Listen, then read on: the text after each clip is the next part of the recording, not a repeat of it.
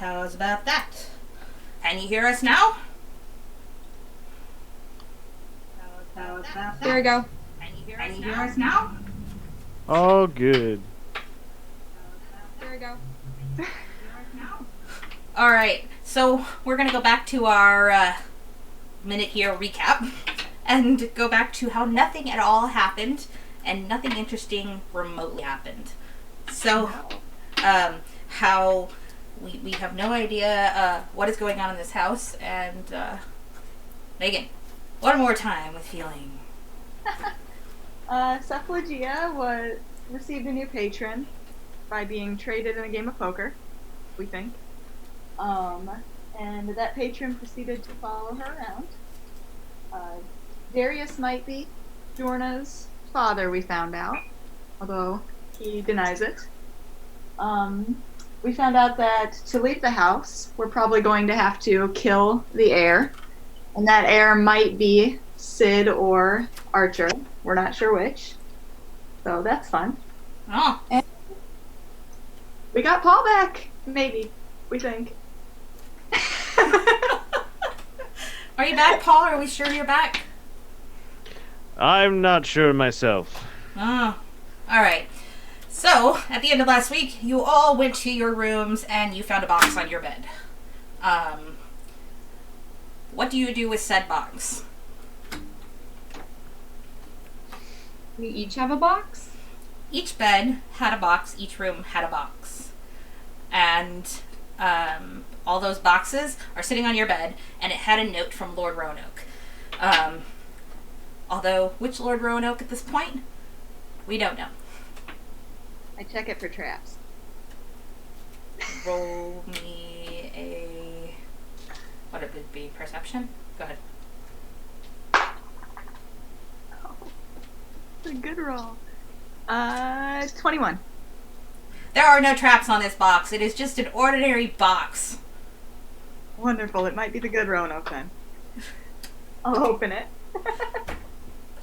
This box opens, and since you're in your own individual room that you, of the little apartment that you share with Jorna, it poofs and you disappear into a hallway with a gigantic red dragon chasing after you. I run away. Alright. And I open my box. And your box poofs you to the gigantic red dragon that is following Sid, and that gigantic red dragon is now joined by a black dragon. And I run. Why did you open your box? I guess I'll open my box. And Jorna opens her box, and she is poofed into the same hallway where there's the red and black dragon that is chasing after Sid and Paul, and is joined by a blue dragon. Meanwhile, in Cephalogia and Cephalogia, she opens the box. She gets sucked into the box. Archer and Darius end up sucked into the box as well, and they will reappear at some point later. So, you guys, what do? You're being chased by 3 big dragons down a hallway, and you don't see 3 of your friends. I would have preferred the astral plane to this. I'll just keep running. While I'm running, I'm gonna cast Speak with Animals and just start screaming, "Please don't kill us! Please don't kill us! Please don't kill us! Please don't kill us!" And they don't seem to care. They keep running and running and running. No. Okay. Oh god. Are there any doors in this hallway? There is a door.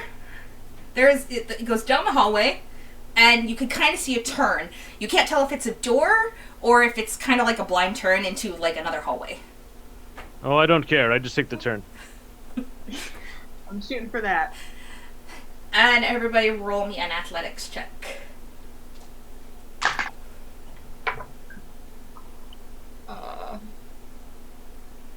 8. 22. Oh wait, no, that's acrobatics, sorry. 16. 14. And you all make it around this corner, not falling or achieving any damage. And these dragons seem to poof and then reappear as you're running down this other hallway. Like the worst game of Pac-Man ever. As we're running, do I see anything along the hallways that maybe looks like a lever or a button or maybe a door or anything? Roll me a perception check. Okay. That's a dirty 20. Dirty 20. Okay, so you at this point see a door that opens right in front of you guys. It opens as if you were ready to be right there. So I'll run in the door and just yell, door, and hope everybody else sees, and if I can, like, try to grab somebody with me, I will. There's a door. and at this point, Megan, what are you doing? Going for the door. Okay.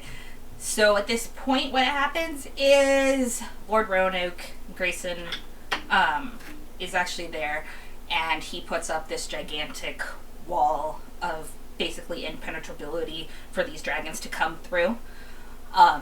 And it basically just keeps the dragons out. So you see these dragons, they smack into this thing really, really hard, and this thing repeals them all the way back down the hallway, and these dragons are limping, and they keep trying to blow fire. Apparently this thing is not penetrable. What do you do? Roanoke is, like, standing right there in front of us, right? He is in the room with you. I will turn to him and just kind of, like, hands on knees, panting, like, what was the purpose of that? Can you please tell us? You couldn't just bamf us here yourself? You had to do that? What was the purpose of that? Grayson slams the door, and they disappear. Or you can't see them anymore. And so at this point, he's like, that wasn't my doing. I happened to just be here, and it worked out.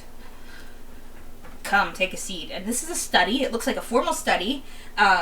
You see Grayson going around, and you see him touching. There's crystals that are about maybe 12 inches by 2 inches wide, and he's going around touching them, and as he touches them, they're all kind of lighting up. Can I ascertain what kind of crystals they are? Like, They look, they're just, nature driven or arcane driven? they seem to be grown in nature. Okay. However, obviously they are being used in a capacity that is with arcane magic. Okay. Take a seat, grab a book, grab a drink, whatever you'd like. You're safe here, at least for the time being. The doctor makes himself a drink and then goes and has a seat. A very type of. Well, wasn't expecting that today, but then again, I'm not expecting much of anything anymore. Long will that keep them out?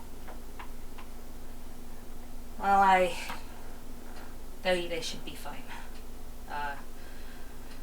It will amuse Elric for a while. At least that's my hope. And he doesn't actually know I'm alive, so I'm okay with that. They can stay out there for all I care. Can I insight check that? Yeah. Okay. Something just doesn't seem good, but that's a shitty roll. 9. You can. He seems to be telling the truth. Anybody else want insight? Sure.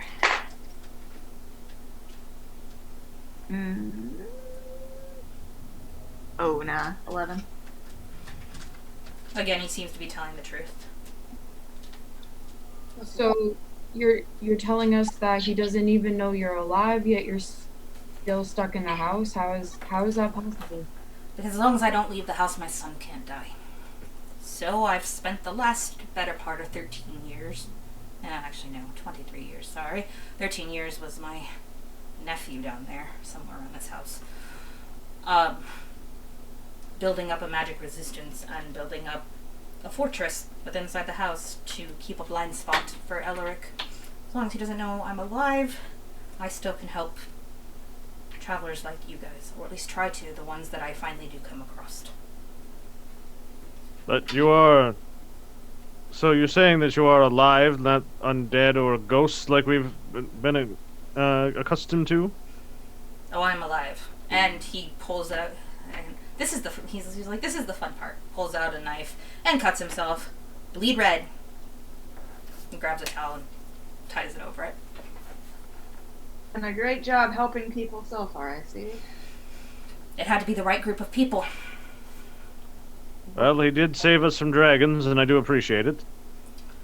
Elric's getting upset. You guys are breaking down the very magic that is imbued in this house to keep him alive. So he's going to send bigger and more deadly things at you. And with that, he kind of raises his glass and clinks the ice that's in there and just, well, here's to the continuing of life. I was able to find you as somebody opened the book last week. And the book, when anyone opens the book, he waves his hand, and there's this beautiful magic map up there. And you see this beautiful magic map that basically kind of shows a moving version of what Autumnhall looks like. And Sid and Archer are clearly lit up because they are marked by the house. Can he see that? Elric? Yeah. I made that. I don't know what he has that keeps control of the house.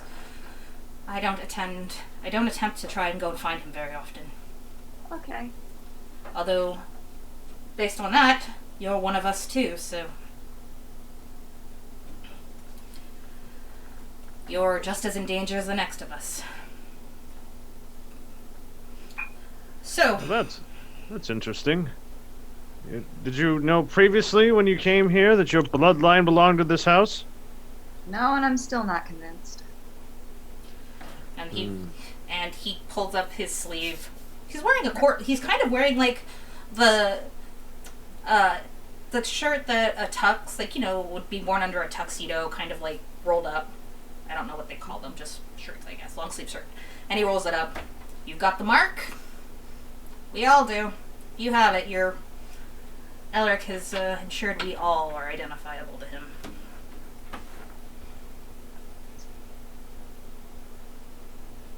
And I take What's his problem with the family? Immortality. But why? That's a long story. So pull up a chair. Do sit. And ladies, you feel free to sit and drink, or read a book, or whatever you'd like. Mi casa, su casa. Yeah. I keep standing like kind of by the door so I can hear what's going on outside because I'm paranoid. All you hear is the continual thump occasionally of the dragons trying to get in, but it's obvious. Like you see this giant sparkly door that basically every time they hit it, it just kind of looks like this cool like woohoo thing. And I'm just gonna keep standing and like leaning by the door though. I'll make myself a beverage and kind of sit down on like an awkward corner of a couch or a chair, like not really sure if I should sit down all the way. And I'll like take some of like the stuff that's inside of my little decanter necklace and kind of sprinkle it in the drink, and you just see it kind of like glow for a second and then come back to sugar. It's just a flavoring. Oh. And she'll just like sip on it like awkwardly. And I know you're here, from what Elizabeth has told me. There is likely that you have blood kin here too. I know that Elizabeth. She'll choke on her beverages a small bit and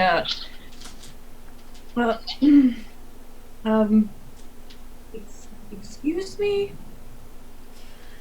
I don't know the details. Elizabeth tries to attempt to talk to the astral plane. She's dead, but I have been able on the occasion to talk to her. So I saw her when I was there. oh, you have. Okay, well, it's possible that Reed is on the astral plane. I don't know the specifics. It's hard to get consistent communication between all the ethereals and astral planes, where everybody's scattered. For that matter, it's hard to get anybody in this house to talk to you because everyone is scattered and trapped in their own personal hells, or suspended in their moment of when they should have died. It's a bit of a Halloween house, or Hallows Eve house. That's what they called it when I was not so long ago. But yes, this time I got the summons right. I'd been tracking people for quite a long time, trying to find the right people to bring into the house to finally free my family of this hideous curse. And you guys are doing better than anybody's ever else done before. You've moved Paul's on. hand starts to shake, and he kind of looks at the glass and grabs his hands like Doctor Strangelove style and just kind of stops for a minute. Are you alright, Doctor? Our mutual friend wanted to say hello. That is going to be a problem for you for a time. I don't really know how you can resolve that. You're the only one that I know that have been able to put yourself back together. There are others, but fractured for time and all eternity around here. It's going to be a curse, I have a feeling. And with that, he chucks the drink across the room, just involuntary. Yes, it's going to be my curse. And he puts his hand out, puts it across the room, puts the glass back together with all of its liquid content, and sets it on his desk. Perks of being shadow magic and mage. Where are the rest of your friends? Have you seen them? I mean, I can see one of them, but not all. Say you would know better than we would. Archer is in the family basement. Although I do not know why he is in the family basement. He's looking at his wall. But the other two I have no read on. Anyways, so what can I offer you in help to take down Elric? I think anything at this moment would be of value. The best thing to do with Elric is ensure that he has no mortal footholding. And you've done very well. Although, as long as I'm alive, you don't have to kill at least one of the heirs, since there are apparently two of you. So, again, how you said you've been tracking us for quite a while, and I understand the two that are supposedly an heir, and I understand maybe some of them, the others, the good doctor for being very skilled, and the investigators, both of them for being great at their craft, but I don't quite understand how that all makes us perfect to fix this house. I don't quite understand what we're supposed to all be doing. I feel like we're all tied to this house in some way, but none of us actually really know why or how. Oh, do sit back. I shall tell you a story. And he goes over to get his hat, which is just a normal top hat, like kind of like an Abraham Lincoln top hat. And he sets it and he spins it. And this top hat, you see it. It kind of turns into like a projection, like just so you can see it. It's just like his board. It's obviously shadow magic. It's obviously has. He's very good at it. He's very powerful. He's very skilled to do this. And he puts it up there. And basically, long ago, when this house was first built, Elric built it. He built it for his family. And he put all his blood, sweat, and tears into it. The key word being blood. It's all built on blood, sweat, and tears. He wasn't originally rich or powerful or famous. He earned that. As much as it pains me to say that. And as he grew in age, and when generations back then, they did not live as long as we did, so, or do anyway, and it became a necessity for him to stay alive. So he began to dabble in blood magic, finding ways to pull entities from portals beyond, attempting to make or discover the key to immortality. And he did find someone, a kind goddess, who was willing to give him immortality. And it was going to only cost him his soul. So, although that wasn't good enough, he wanted his soul intact. Although, looking at Elric nowadays, he wouldn't even realize he does have a soul. So, the goddess became angry with him. And becoming angry with him ended up costing him a great deal, including his entire bloodline. One by one, as they were born, they would die. And to fuel his immortality, this house would take whatever their life energy was, keep them here, trapped in their eternal state of death, whatever it was. Meanwhile, Elric would get the energy they had. And as Elric became more powerful, he became more greedy. The goddess cursed them, the entire family, to eternal torment in this house.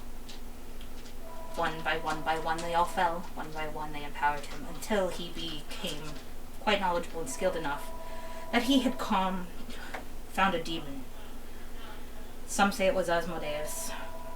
Others say that it was others. No one really truly knows. But what we do know is it became a battle between heaven and hell. And more than one god got involved. Because when mortals begin to try to become gods, the gods don't like it. The gods fight back. You've read about Zeus and the Greek gods, have you not? They torture themselves. And so they began to torture this house one by one. And so what was already an internal torturing became Elric's personal playground. And he was able to subdue some gods. And they are still in the house, although they are powerless against him in here. And that is what caused it. So today, he channels all the energy, but his energy is only as powerful as those he can keep here. Although they cannot move on by themselves, they can be helped to move on. However, as each bloodline dies, our bloodline has gotten more powerful. So while Elric gets powerful, each descendant gets more powerful. They inherit their parents' powers plus more. I believe it's the gods' way of trying to help in the only way they can. Eventually somebody will be born into the bloodline who is powerful enough to take on Elric directly and free the house from eternal torment. This shouldn't be. Life and death is not something that a mortal should worry or have control over. His eternal life is unnatural, and it's upsetting the natural order of things. This house exists on multiple planetary planes that they interject with each other. You never get the same house twice half the time, unless you're on the first floor. That was a gift from the goddess of Earth. She rooted the first floor to the earth, in which she kept it, and no one has been able to remove it or shift it to any which way, at least so far. And as of now, I have all of my descendants' powers, which means I can, in theory, duel Elric. But as long as I'm alive, my son need not die. And somehow, yet he is back on this island, even after all we've done to protect him. That one I did not summon back to the island. I believe that one was Elric himself. I summoned only 5, and yet my son returned. You brought us here. Yes. Your father was part of a line that was considered illegitimate by traditional standards, I guess. although he and I were quite good friends. Until Alaric discovered that there was another living member of the illegitimate side, and took your father and scattered him across many planes of existence. He can't even put himself back together. Elizabeth and I have attempted to tether his spirit to many chips, but finding all the chips to put him back together is the key. And of course Alaric discovered this, and that was when Elizabeth was sent to live in eternal torment in a coffin, but you rescued her from that.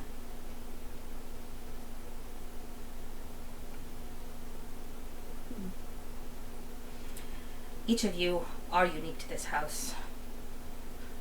I studied you and ensured I knew who was coming, with the exception of Archer. If I could throw him out of the house, I would myself, but now that he is here and he is trapped, I do not see him getting out alive.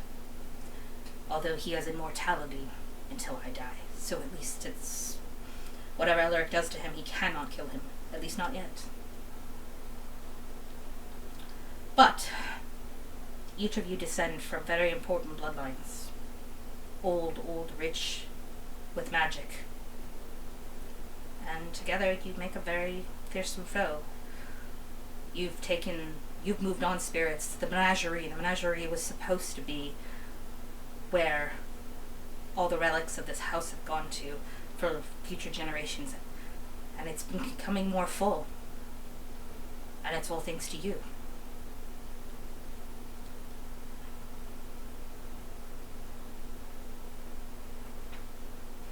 Questions? Concerns otherwise? Dorna's gonna get up and start walking along the room and just start perusing at books to see if anything looks important, anything kind of catches her eye in a weird way. Just like still listening, but she just wants to get up and peruse the room. And roll me a perception check.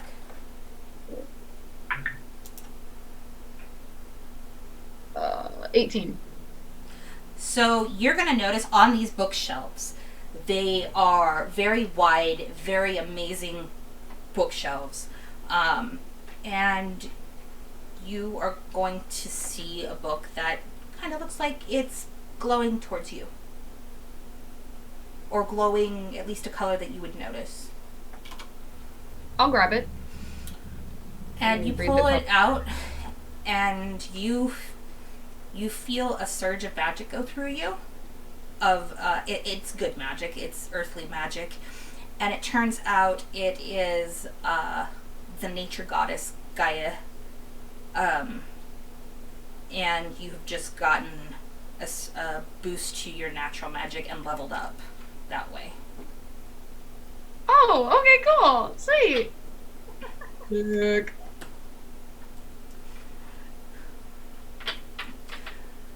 So you say you knew my father? Yes. It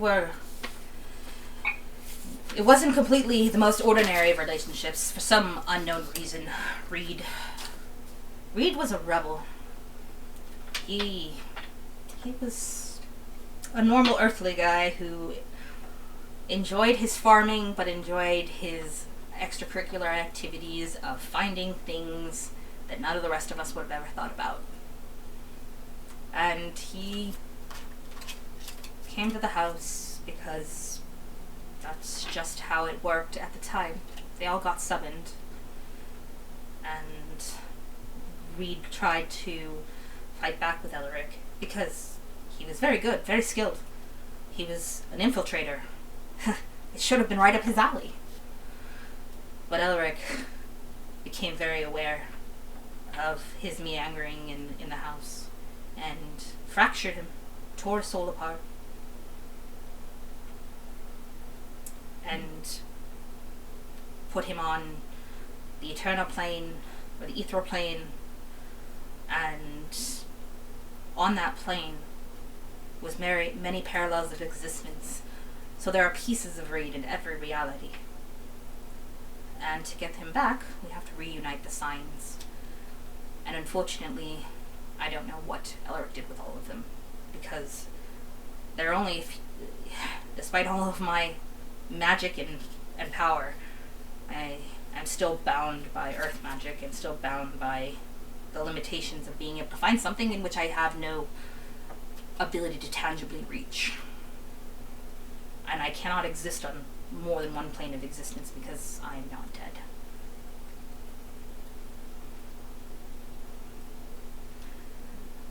I didn't know Reed had a daughter, though. I knew he had 2 sons, and I knew that his 2 sons met untimely ends in a boating accident outside of the island. I suspect they are trapped in the house as well, or at least trapped in the water outside the island.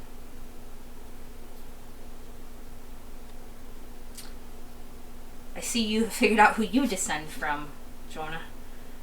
Obviously, you now know why I needed you here. You empowered greatly. You all descend of gods. Ancient lines that root back forever. And you are all very talented. The house gave you powers when you walked into it. It was no mistake. Your ancestors. Can we back up a couple sentences? Absolutely. I came from where now? My thing is, if you've been following me for quite a while, you should know that I remember very, very little of my parents or the tribe before I fell off the face of the earth, quite literally. So just once again, can you please maybe explain to me what you mean? And so he lights a fire, like, in his hat and it's a fire, but it's kind of like a self-contained fire inside of his hat. It's apparently like a magical hat. And he goes through it. You're right, I have watched you for some time. And Paul there has actually met your mother, as far as I know. At least that's what I was told. Indeed. And you've met your father, at least the one that's here, as far as I can tell. You speak like I know things, and I'm very, very worldly traveled. However, this is not a theme that is very known to me. What? Who? Paul, you had better insight into it. You had your soul ripped out, and you could travel amongst these things. You may have more knowledge than I do on the matter. Well, like I said, as said before, my soul was placed into the astral plane, and I'd watched that other creature parading around in my likeness. And so while I was there, other people I encountered, Darius's soul, your mother, she would come, and she had quite a tiff with Darius while I was there. But I didn't pay too much attention to it. My main focus was on my own self-preservation. But yes, she was very concerned for your well-being. I can tell that much. Your bloodlines are the key to undoing this house. There's no other way around it. It's all about blood and bloodlines. From mother to son, to father to daughter. It runs through your veins.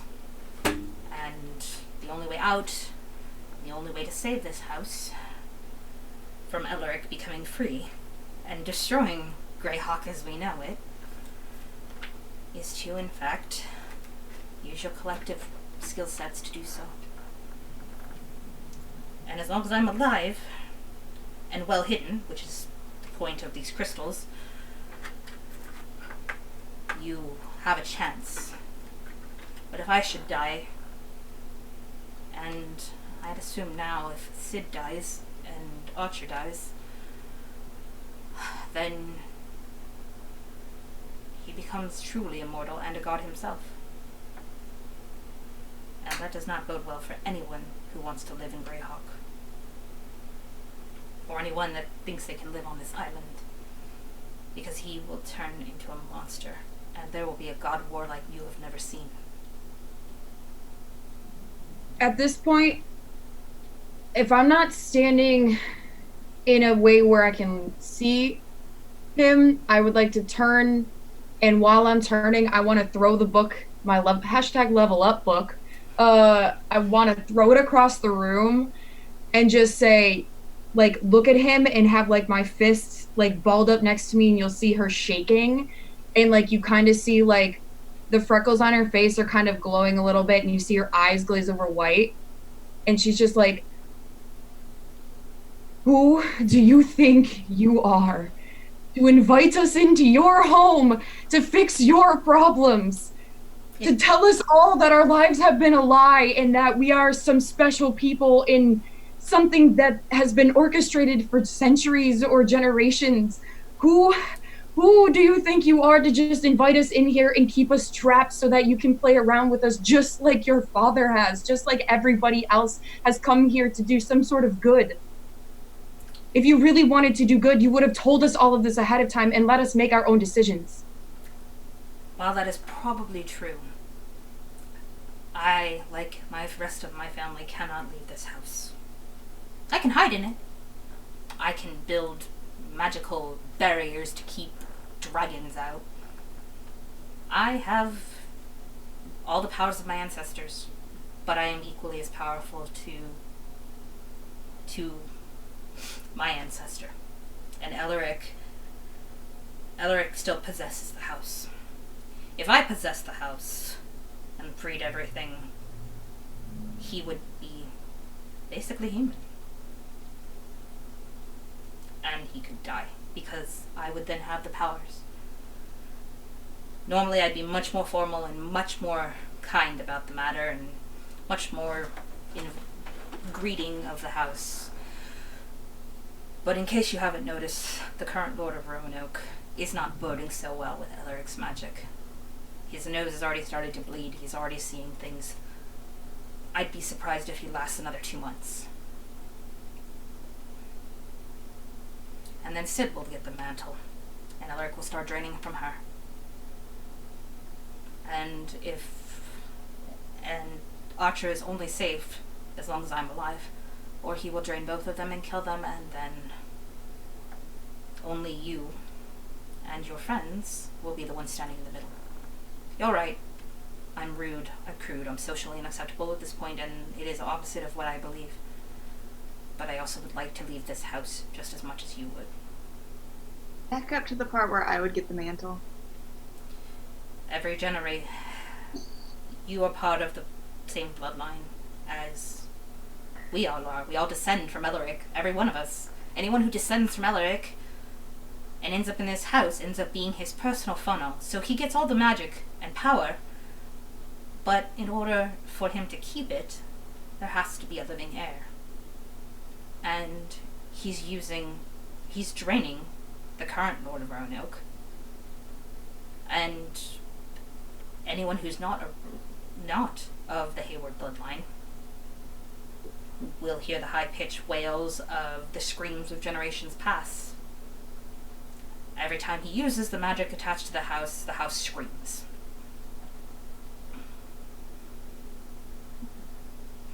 And the house screams and shudders and shakes and moves about and takes a long drink of the drink, and he just sets it down and... And you descend of Angel's Paw. There's a reason you're a doctor. I mean, I've always embraced the healing arts. That's kind of always been my calling, but angels? Things from the beyond? Nah. I mean, I've experimented with death, I've seen it in the face, but it's... the rest of it doesn't mean anything to me. Celestials.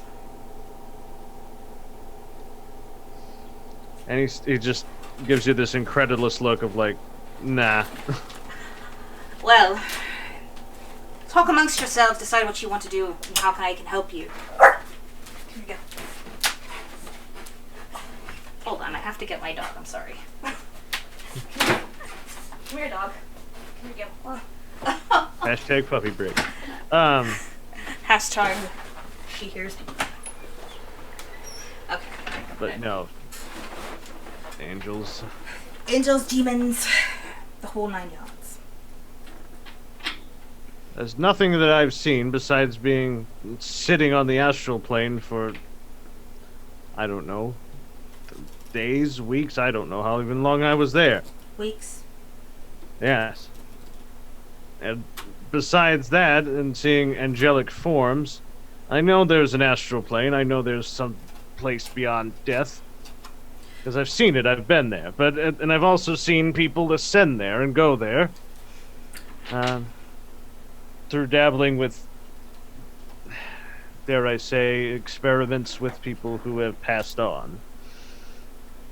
And when he says that, Jorno will like look at him with daggers. Does not sit with her well.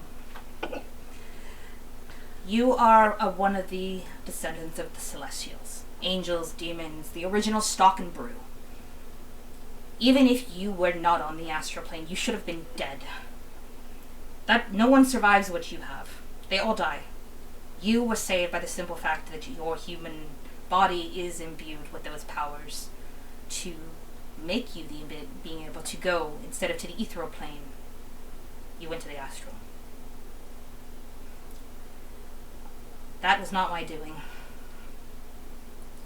Unfortunately, Elric did tamper with your marbles, and I was able to save 2 of you from dying, because he intended to kill 2 of you to have a power surge, although I do not know what he was going to use his power surge for.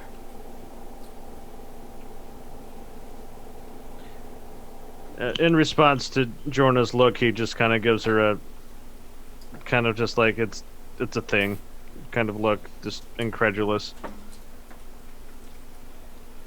And at this point, on his big screen of all things in the mansion, you see Darius, who looks like he's in a cemetery of some kind, walking down a long path in the cemetery. And you see him opening a gate and kind of just looking around as if he's totally perplexed. And you can't tell if he's inside the house, outside the house, if he's somewhere else, or where he's at. He's in a cemetery. Mm-hmm. Well, I guess that answers one of them. Should he even be there? I'm not sure what he's experiencing.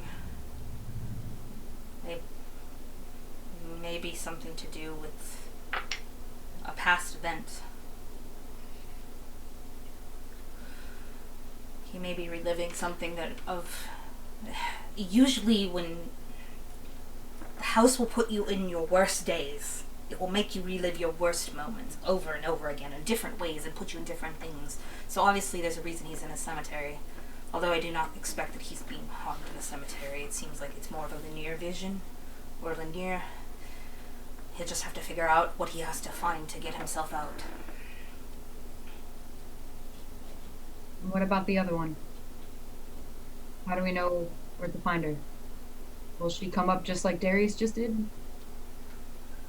She has demon blood in her. I don't know. I can try. And he turns around and he starts to try to go to work to try and find it, doing things. So he's kind of got his back to you, and you're sitting there talking to each other or whatever you'd like. And he's working. Paul begins to grab at his head like this, like... You have 2 months. What's happening to Lord What's-His-Face starts happening to me.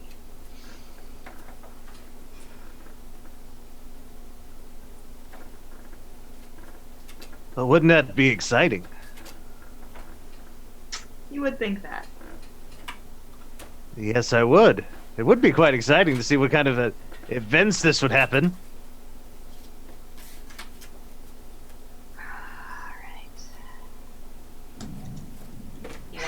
a perception check for our friend there. You roll a perception check. Mhm. Don't let me roll. I look forward to your rolls in my crit fail deck every week. 9. No, it was a 2, so I'm safe from that. Oh, well, You know absolutely nothing. Anything's different. Okay.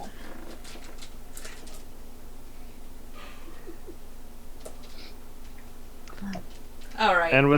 and with that, Paul stands up and he walks over to where the drinks are, and he just pours himself a sloppily put together drink, and he just holds it up and goes, "Yay to everyone!" And at this, Is there? Go ahead. I was gonna say, is there anything that Roanoke is wearing that maybe looks like a family crest or an heirloom, or is there anything in the room that kind of looks like something of importance to the family, or is it just kind of like a general study of like? So besides the etching on like the same glowing runic thing that Sid has, he has a massive emerald that is polished, but it's not perfect. Like it's big, it's huge, and the emerald has rawly made like red marks around it, and the etching on the actual red on the emerald has the R on it for being the Lord of Roanoke, or the Duke of Roanoke. I'm gonna attempt to approach him Mhm. and hand out my hand, or extend my hand, and just simply say, "May I touch the pendant just for a brief moment? And I'm hoping this will give me some sort of clarity on what to go forward next." The ring is the only thing that keeps the Dukes of Roanoke pretty much equally on power with Elric. But you're welcome to it in here. It's just a ring. And he takes it off, and it's big. You could tell his hand, it's a male's ring, and it's on his middle finger, and it's large. So he gives it to you, and he goes back to trying to find Sufflegia, where she is in the house. I'll turn around and kind of find a space on the floor in between where everybody is. And I would like to sit down, and I haven't done this before, but apparently I have some sort of special power that allows me to see things through an object. So I would like to attempt to sit down and hold this and kind of like go into a meditative state and see what I can ascertain from this ring, what I can see. And at this point, you are able to do that. And it is going to take you on a full version that kind of happens in Clip's version of every single male and female who have ever worn the ring. And basically, they all end up their demise in the house. Some were by hanging, some were by normal means, some drowned, some fell downstairs, like some were trapped in things, some are in different places. You see Grayson's father having a full-on battle with Elric, and he's standing up pretty good against it. You see Elric having the same types of battles. You see Elizabeth in her human form, or human before she died. You see Reed. You see these guys who were totally able to actually stand up to Elric, but they didn't have enough of the power to do it. It seemed like no matter what, they are always equally powered to him. The house gives Elric a head up. You see Grayson and Elizabeth giving their child to a maid, and he's wrapped up, and you see him being put into a rowboat and being taken by this nanny away from the island. You see Elizabeth being imprisoned in front of Grayson. You see Reed when he was shattered, like his whole body shattered, and it literally it it was like a puzzle piece when it went to the different planes of existence. And finally, you see Grayson sitting here, literally with tons of lists of names and family trees, and you see occasionally people that you can't exactly put your finger on who they may have come into the house, but they just appeared in the house in his study or in this area where it was safe, so you're not sure who they are. But occasionally they would be different people coming in, and not necessarily the travelers, but somebody else. And that is basically when it all ends and your eyes go back to normal. Was there anything in that reel of information that could potentially lead us to some sort of slip in his armor, or something that somebody else figured out and then never got to act upon, or any other trinkets of information that I can divulge the group? That nobody had ever been successful at what you guys were at. Everybody had tried to take on Elric directly, and it was Grayson that figured out to depower Elric's power that he has beyond what he should, the power that he used to tie himself to effectively the very being of this house, is to remove power sources. So it's basically killing, or not killing, but helping whatever quests that these people need to go on to move them out of the house. Cool. And the thing that you saw with your vision is that ultimately Grayson will fall to Elric. So I will just stand up and turn around and walk towards Grayson and look at him while I'm putting the ring back into his hand and just say, no matter what you do try, you will fall. And in your fall, it will set the rest of us free. So just please keep that in mind. And I'll like close his fingers over the ring and like give it to him and turn around and walk back and sit down. I have seen the same vision too. I will fall, and then my son sacrifices himself. And you all get free. Although it's not before Sid dies. There's gotta be another way.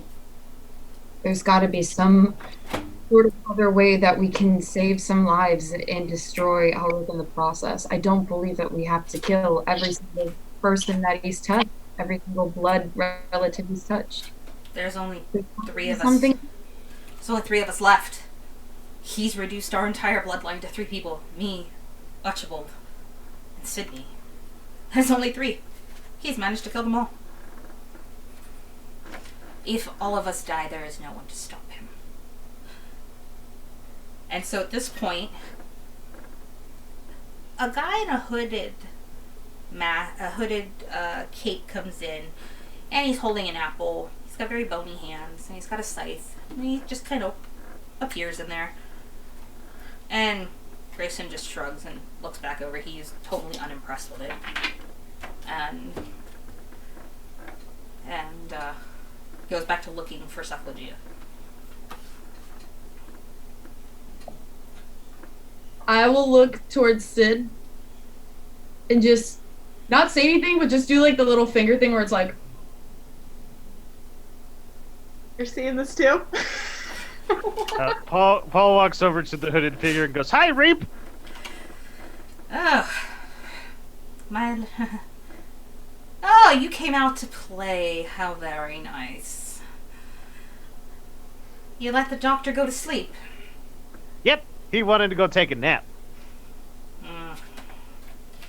You are one of my most curious thing, doctors. Celestials. You know, death has existed long, long before all these creatures on this earth.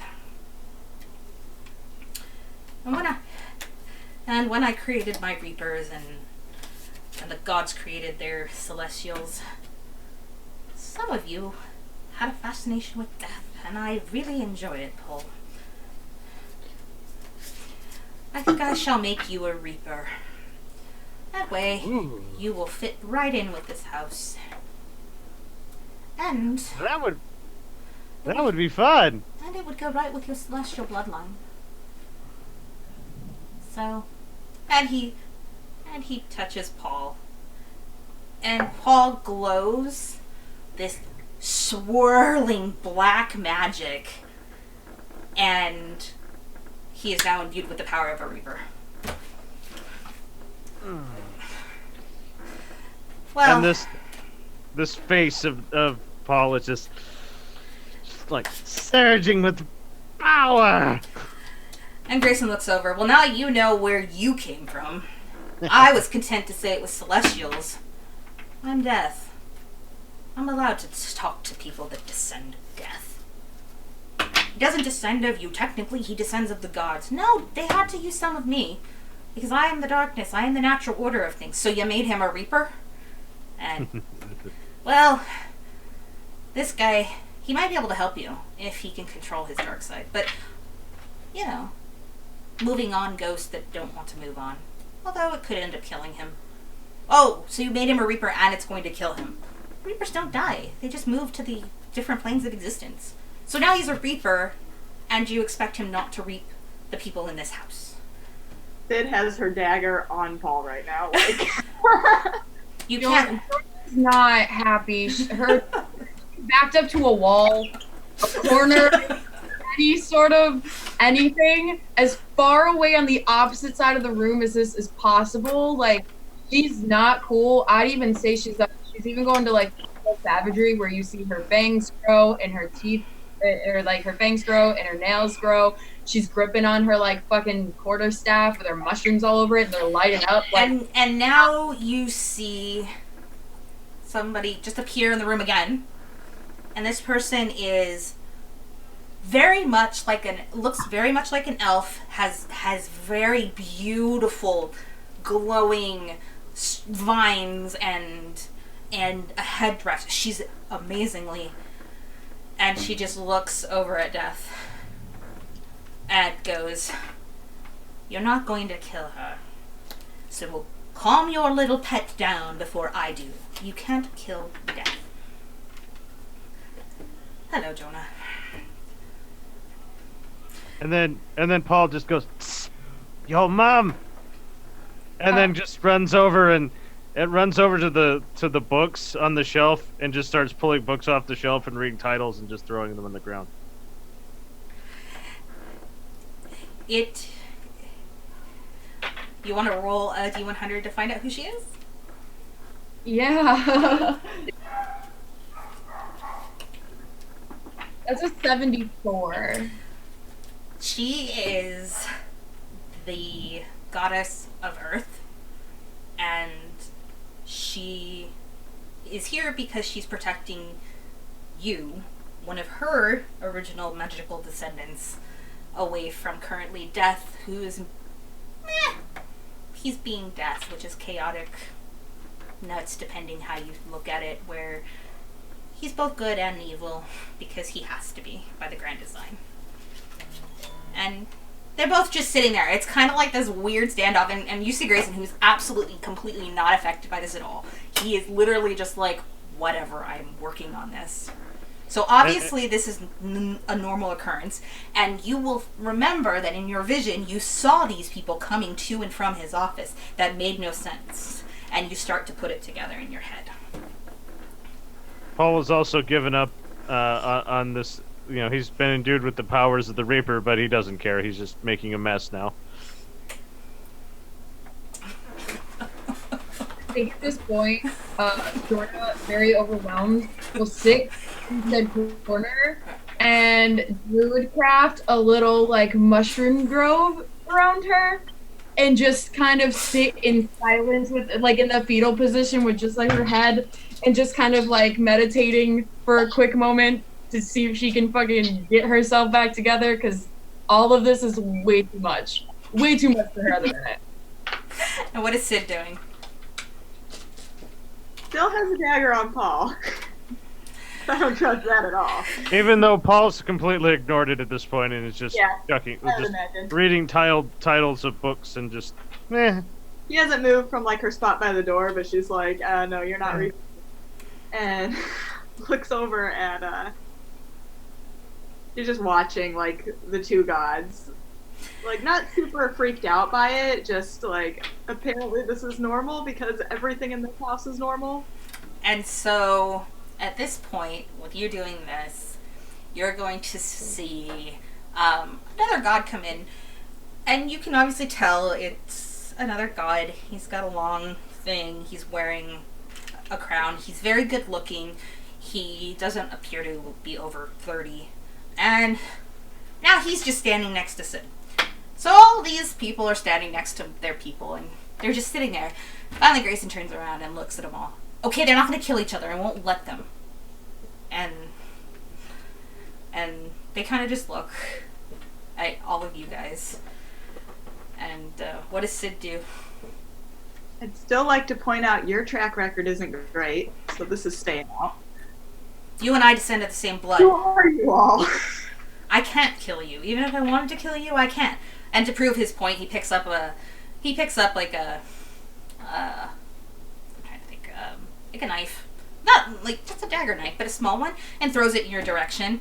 And it literally hits you, but you feel no pain, there is no blood, and you pull it out. If you pull it out, there's no blood, and it didn't hurt. Like, there's no hole. Okay. I can't kill you. You're the same bloodline. It will work. So, and What is this? Who are you? Who are you? What is going on? Poseidon just looks at you and shakes his head. And shakes his head at Grayson. You really had to prove your point that way. Yes, I did. I'm not going to let anybody die. And they kind of just sit there. And now these three very powerful beings go kind of over and sit beside themselves. And they're commandering together, and you guys are now kind of whatever doing you're doing. And Grayson finally points. Cephalgia got herself buried. Buried? You just kind of see like her kind of like druid craft go away, and she finally starts standing up, and she's like, "Wait, buried? Buried. Ah, she's buried. Looks like she's walled in. Although I don't know why she's walled in. Doesn't make any sense to me. There's a raven by her. A raven? Is she gonna die?" I don't know. That I don't know. I don't know what Cephalgia's box did to her. Those were not the boxes I put in there. Your boxes... Those boxes got misplaced. But I see a raven. And I see, I wonder if that's where Darius is. I wonder if they're in a shared pocket reality. Wonder... He tends to have you relive your most horrible moments. And, I don't know what they're reliving, but if I did, I'd have to guess that a raven and being buried alive may have been something she experienced in hell? I'll have to inquire with her if we can find her.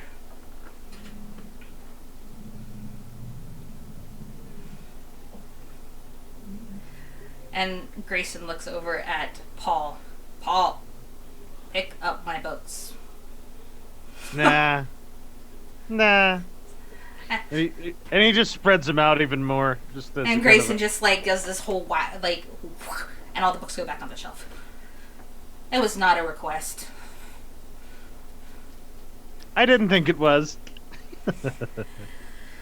Alright, so now we have our mission. We must go find where Cephalgia and Darius have gone off to. Because being buried alive, you don't have that much air, and unless it's reliving your... And I don't understand. Why would she go be buried alive unless it's from hell? Are you sure Cephalgia is alive? I'm not sure of anything at this point, so... And at this point, the gods kind of just go... They wisp out. Now you know what I live with every day. Isn't it fun to have random people who have insane amounts of power just drop in to stare at you and tell you how you're not succeeding at life. I'm sure that's Paul been- runs up and stands up on a chair and he goes, "It's invigorating!" And then he kind of tumbles off. Come, and he snaps and opens a different door, clearly that is not the front door where the dragons are. You still can hear them. And he starts walking down. And if you choose to follow, this chamber is like a staircase made of brick, but it's dark brick, and it's cold down here, and you feel like the air is different in this area.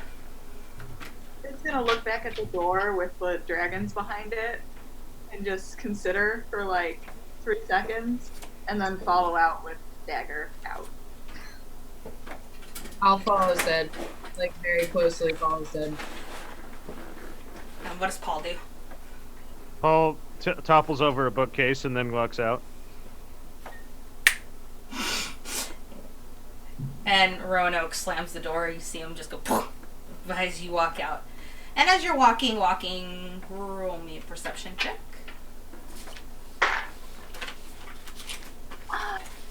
20! That's 20. Oh, you got a nat 20. Woohoo. 16. 16. So you are seeing puddles as you walk down. Like, there's water that is dripping. And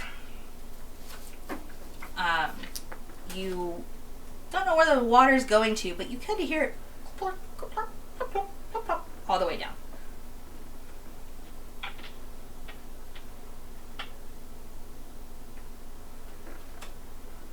You say we see puddles? Yes. Okay. Paul goes to be like a child and jump into the puddle, but as being a child, he slips and falls headfirst into the puddle. When he slowly stands up, he goes, "Ugh, about time." Roll me a dexterity saving throw. I purposely fail. You purposely fail? Yeah. Okay. So you damage yourself by 12. Ow. And you have concussion like syndromes, which can be healed. Yeah. Paul stands up and he kind of just looks and goes, "Finally, the lunatic is let loose." All right.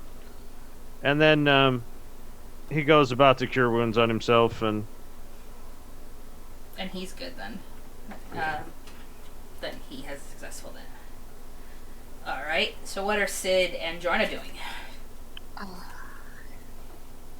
I'm just following, keeping very, very close watch on everything around me, including Paul.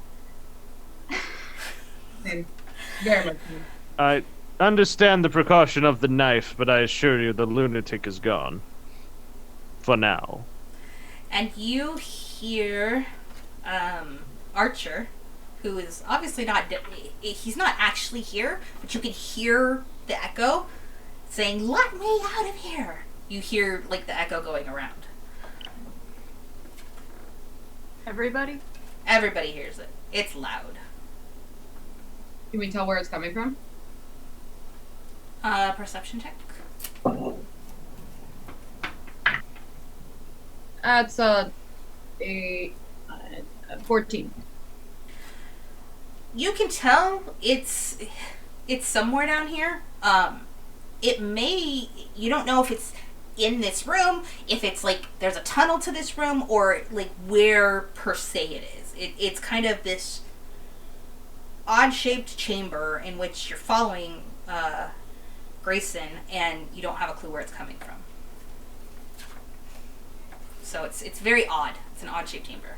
And now you see on these walls there's candles that are floating up and down. Like they kind of light your way all the way down to what you come to is a boat in the river that is underneath the house of Autumnhall. I see another boat. Don't get too excited. Can't leave the island, but we can go into the catacombs. Catacombs. Great. Awesome. Just exactly where I want to be right now, you know? Just around another bunch of dead things. You see Joanna just like kind of like pull her jacket up and her hood up, like not happy to be there. Bright side, the dead things are all up there, so maybe they're not down here. No, there is no bright side to this. So Grayson gets in the boat and grabs his oars. Do you guys follow him? I'm surprised that you wouldn't be more excited to go down here, Jonah. There's more prospect for mushrooms and new fungal species. Yeah, that's extremely exciting. However, the presence of animation of dead life, you know, not the coolest thing to me sometimes. Very unnatural and quite disturbing. Just like this entire house and frankly this entire experience. So I'm just a little apprehensive, I guess. When the animation of something coming back from the dead, well, as a doctor, I understand, you know, your precautions there. It actually is. And then you can see kind of the twinge of the eyes come back, but only for like a second, where he goes, it is actually kind of exciting. With my perception, would I have seen that? With my passive perception, would I have Yes. seen his eyes flip? Yep. Okay. Well, good doctor. As much as I normally would probably trust in you any other time, it seems to me that you're not quite all there together yourself, and I'm honestly a bit wary of you, especially traveling with you alone. I don't think that you're quite all alive as you may think you be. I understand your trepidations, but I can assure you at this moment I am in full use of my own faculties. And he takes a sit on the boat.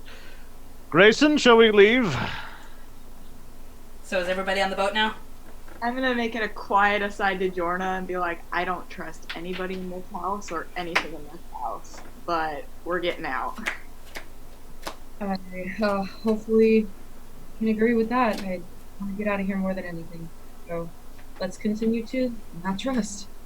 So Grayson rows, and the boat is like a ride. Like it drops down into like things, and you're going deeper into this underground cavern of water, and you're seeing these crypts of generations of Haywards and family, and like their beautiful stone walls. And then finally you guys drop down like a 5-foot drop, which is kind of like a water ride, so you get wet. And finally he puts the rope up to the moor, and jumps out and puts his hand out to help you guys out. Oh no, I don't think anybody should be touching my hands lately.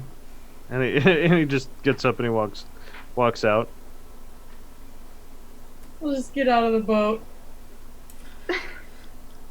Alright, come with me. And you still hear Archer screaming, I want out of here, loudly from everywhere or nowhere. As Grayson walks through the catacombs. Grayson, are we heading towards that noise, or are we just going to some other direction? That's my son. He's in a parallel universe. He'll be fine. Let's go. Very well then. He's in a box. I stuffed him in there. Keeps him safe, out of trouble. He seems to be very lackadaisical in doing anything to help you guys, so he's better off staying there and safe. Come. And he finally gets to this gigantic stone mausoleum in which you see writing above it, and it's got etchings, and it's got claw marks, and it's just a monstrosity that you would have never thought was under Autumnhall.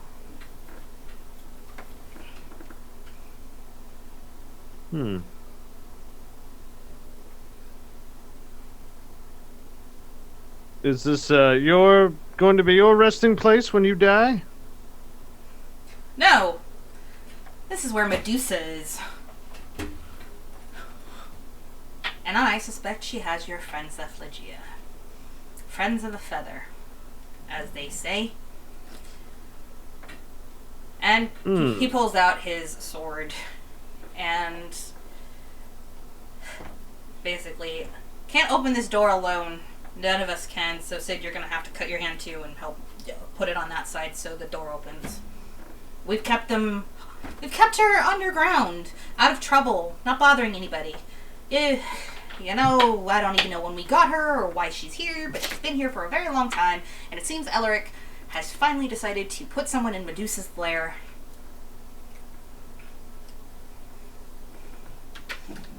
Alright. She just cuts her hand and just pulls it off the line. And he does it as well. And this door lights up, and suddenly you hear this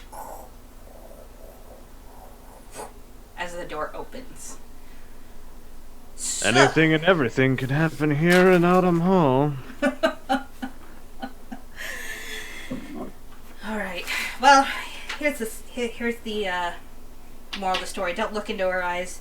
She'll turn you to stone. If she turns you into stone, well, you're not dead, but you're trapped here. And frankly, I'm not sure how to undo her stoning of people. She probably has a collection in here. I know that many have tried, but we finally found a way to blood seal this thing. Excuse me. So, if you have weapons, I suggest you use them. There's a tomb at the back of this facility where I think Cephalogia may be buried. At least that's what it looked like on the map. Unless she's back in hell. Which that's entirely possible, because Autumnhall is Autumnhall, and there is a alleged portal to hell here, but I'm not 100% certain that I know how to open it. Doctor, maybe you should attempt to think about how you would open a portal to hell in the event that Medusa is not got your friend hostage. I will ponder that, but shouldn't we be preparing ourselves for the upcoming possible conflict with the Medusa? Yes. I'm going to pull out my short bow, and like as we go, I'm gonna try and sneak a little bit ahead, Okay. so that I can see if I can maybe get like a surprise shot off. Can you roll me a stealth? Yeah. Anything for this? Don't think I have advantage or anything.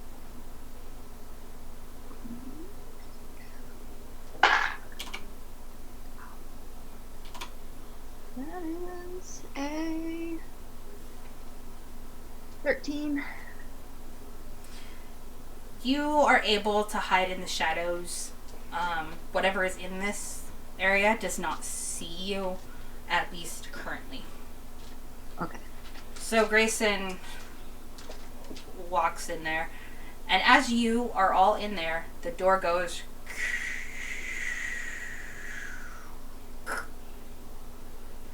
and it gets darker until it's totally dark.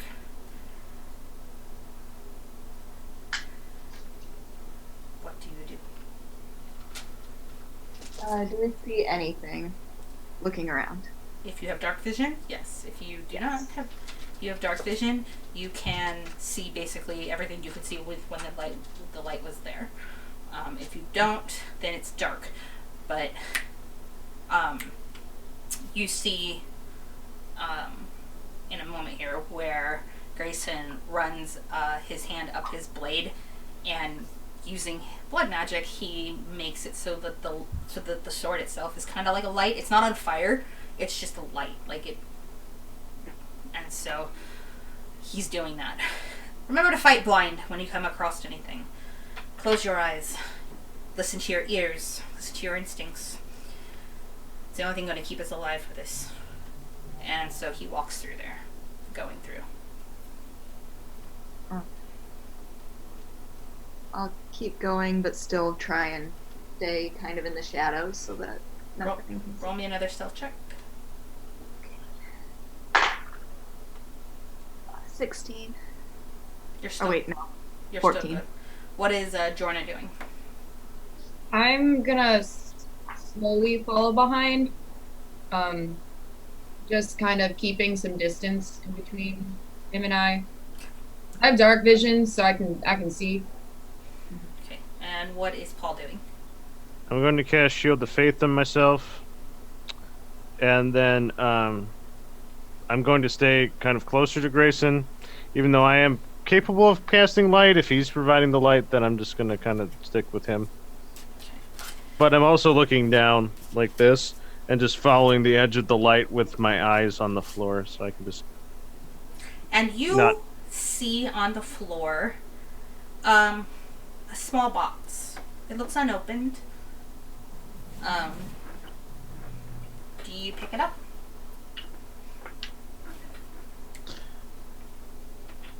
Paul's eyes grow wide again.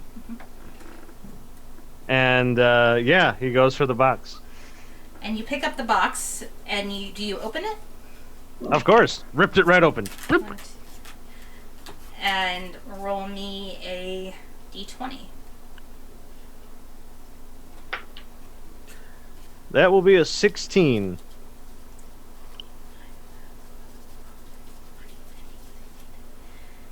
And you pull out from a deck of destiny the Fool card. Roll me a dexterity saving throw.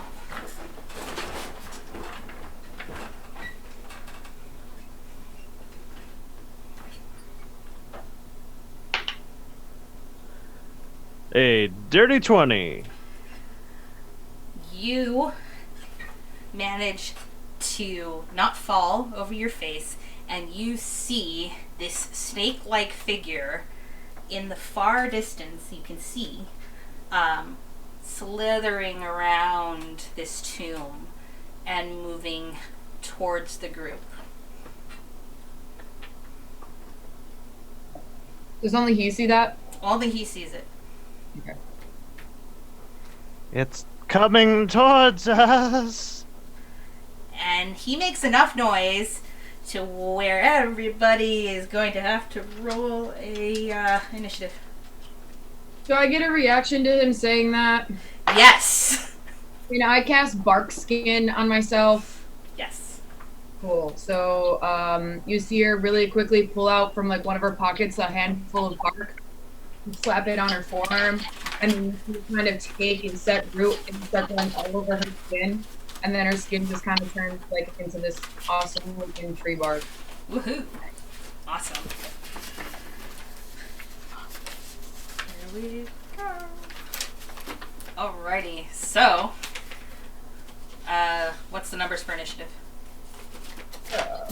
19. 12. And what is Paul's? 10. 10. Okay, so 19 goes first. All right. Do I see the Medusa with a glance? She is obvious now, with Grayson's sword lighting her if you don't have dark vision. Like, it's not like bright, it's more like a self glow, like a glow stick where you can see like very short range, but you can see her because she's now moving closer to you guys. Okay. I'm going to use my bonus action to try and hide, if I can, behind something around here. Okay, D20. D20. 15. Okay, you can hide. Okay. I'm going to hide, and then I'm going to try not to look directly at Medusa, but shoot her. Okay, and she gets an 18. 4. Okay. So she takes half damage. No, like what was Or it? like, no, just shooting with a bow. Just an attack. Oh, okay. So you Yeah, I don't have spells. yeah, you don't hit her. Well, I rolled a 16 to hit. 16. Okay, so sorry. No, you're fine. I was looking at something else and I'm wrong. Go ahead. So how much you hit her for? Would sneak attack apply? Are your people within 10 feet? It's that or if I'm hidden enough, I think. Okay, That would be up to you. that's fine. You are hidden based upon your roll. Okay. Oh, that would be. Grab another d6. Forgot about that. That is 14, 17 points of damage. Okay. That's all I can do. And I think Jorna is next. Am I within 30 feet of this Medusa? Yes. I would like to try and cast blindness on her. Oh. Okay. Can Yes, to be a 14 Constitution saving throw. Constitution saving throw. It hits, so she is blind. Cool. She's blind for the next minute. Okay. So she's blind. And up next is Paul. Paul kind of goes like that to shoot a witch bolt at her, like, but he's trying to still keep looking away. Okay. You got a 19. Hits. And a witch bolt. I'm casting that as a second level witch bolt, so 2d12 attack Okay. for 17 points of damage. Nice. Okay. So then it is Grayson's turn. And he whiffs. And doesn't do anything. And then now is Medusa's turn. So she is going to... Odds or evens, Megan? Evens. Odds. So it is... She turns to fire a cone of cold in the direction of Paul and Jorna. And she got a 2 for Jorna. And a 16 for Paul. Does 16 hit? Yes. Let's do those. He takes 7 cone of cold damage. Feeling kind of chilly. Foolish mortals coming into my domain. What do you seek here while I'm my eternal imprisonment? And then it's top of the round. Is Grayson within 5 feet? Yes. Okay. It's just gonna shoot her again, cause. Okay. Oh. Does a 12 hit? Nope. Alright. Goes wide. Okay. You think you can hit me? Try. And Jorna's next.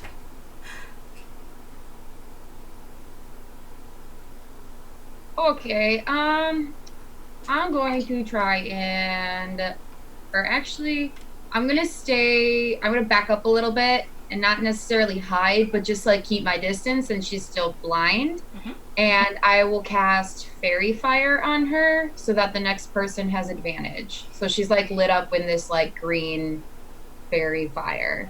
Okay. So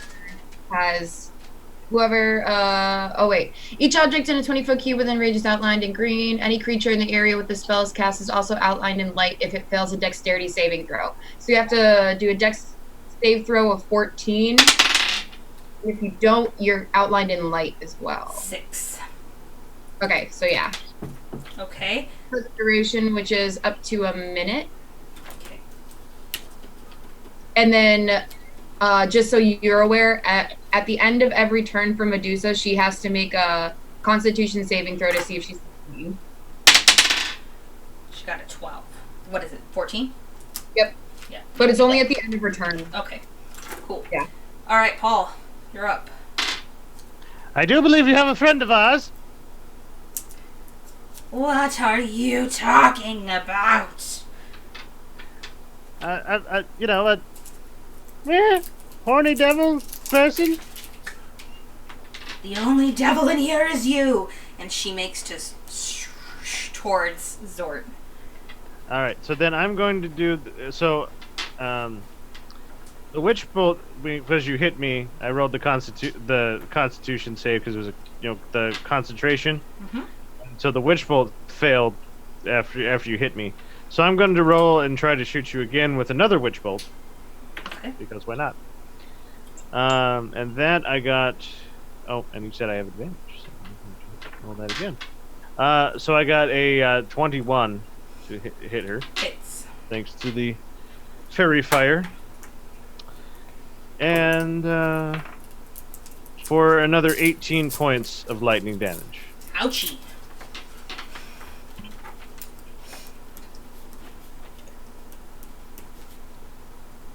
Alrighty. And so at this point, it is Grayson's turn. 4. And he attempts to hit her and spins around in a circle and does nothing. And now it's Medusa's turn. Odds or evens, Jorna? Let's go with odds this time. Odds. Cone of Cold turns towards Zort and Jorna. And 9 for Jorna. And 12 for Paul. Yeah. And so she words by. And as she's doing this, her head of snakes just glows, and they're trying to start looking at people. And top of the round. Well,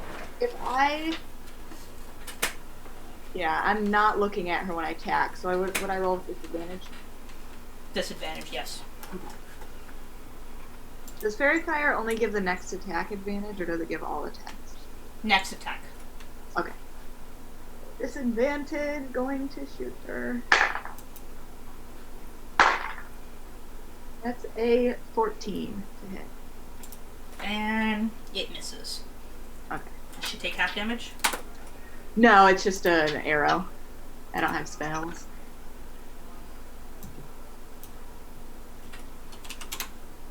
Okay. What else? Who's next? Go ahead. B. Okay. How far am I away from Sid at the moment? Like, how far would you say? 10 to 12 feet. Not too far. Can I use my movement to run past her and touch the quiver of arrows wherever she has it? I'm assuming it's on your back. Yeah. I want to touch it and cast flame arrows. You touch a quiver containing arrows or bolts. When a target is hit by a ranged weapon attack using a piece of ammunition drawn from this quiver, the target takes an extra 1d6 fire damage. It ends on a piece of ammunition when it hits or misses, and the spell ends when 12 pieces of ammunition have been drawn from the quiver. So you get an extra 1d6 fire damage to your hits for up to an hour, unless you miss. I guess. Yes. Yes. Oh, yes. Okay. And it is now Paul's turn. I'm going to use because the witch bolt is still active now. I'm just going to use the automatic D12 to get another 6 points of lightning damage into the Medusa. Okay. What did you hit? Oh, is it already the... The witch bolt is continuing. Okay. So it's another 16. He's going like this and just... So it's another 16 then. Okay. No, 6. 6. Just 6. Oh, just 6. 6. Okay. But he's going like this. Somehow I could imagine him doing that. So let's see if Grayson decides to participate in killing things. Oh no, he gets a nat 1. He sucks. He manages to hurt himself. And somehow. And falls back on his back. Alright. Hard to with your eyes closed, to be fair. True. Paul, odds or evens? Odds again. Evens. So at this point, the cone of cold of Medusa as well as her venomous snakies turn their wrath towards Megan. Aww. And she has a 16. Yep. Alright, roll me a dexterity saving throw. I don't think that's gonna do it, but let's double check. Yeah, that's only a 5. Ooh. Ouch. That's. Ooh. Oh, 8, but yeah, I doubt that. No. So, Medusa hits you with her tail, wraps her tail around, knocks you down, and puts her head down towards you with these snakes. And you know you want to join my collection. Open your eyes, and they start spitting liquid on your face. And it's burning, and it's gross. So, top of the round. Or how much damage was that? It was 12. 12? Yeah. Alright. Top of the round would be me.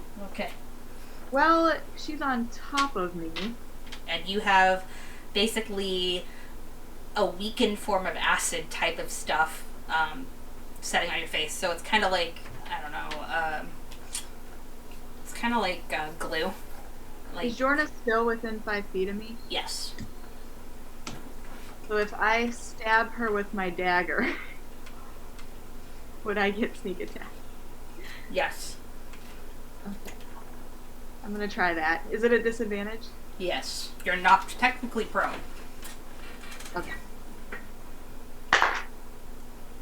That's pretty good. That's still pretty good. 18 to hit. Yes. Awesome.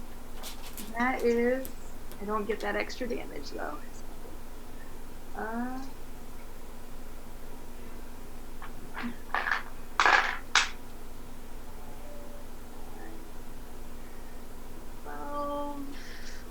15 points of damage.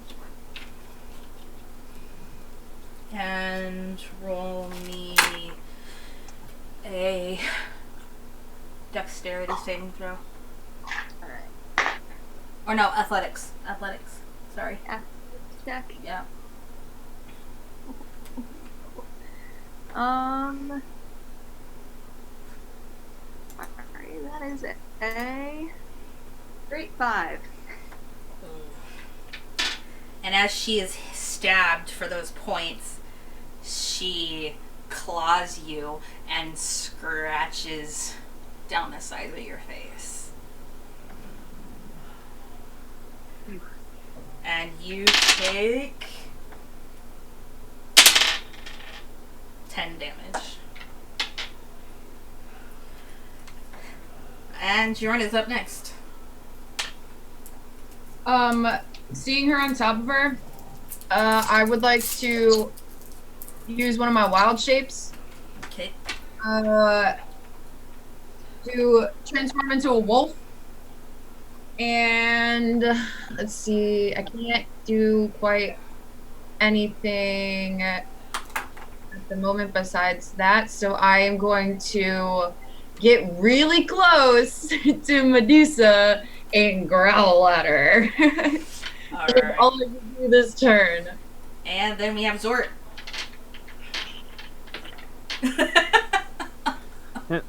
10 more points of lightning damage. 10 more points of lightning damage. Alright, and now we have Grayson, who has been standing here doing absolutely nothing. And he finally gets a nat 20.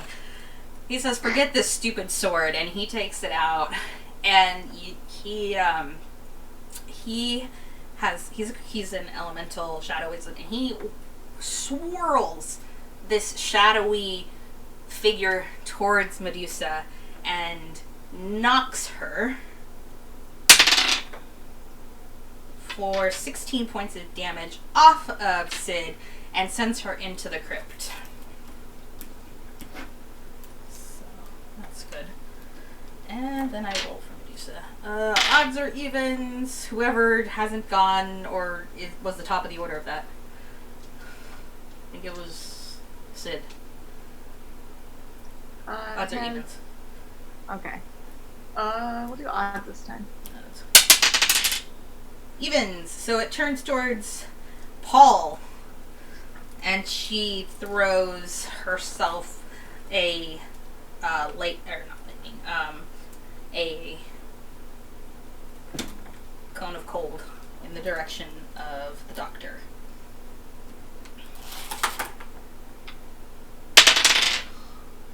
Oh, she crit failed. So she goes, and it goes off, and it freezes the wall. And she's starting to look ragged and whatnot. So now it is Sid's turn. Is she still rolling, or is she blind at all still? She is still blind. She's not doing very well with those rolls. Cool. And she still has Fairy Fire on her. And she's looking a lot ragged, really. You ragged? Alright. So she's not on top of me anymore, though. Nope.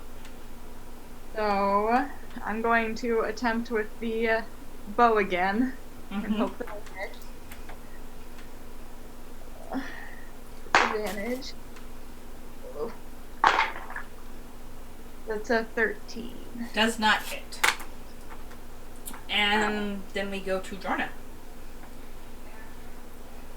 So in my wolf form, I'm gonna run up to her and bite her in the thigh. Alright. Let me roll to attack. Let me get these wolf stats up.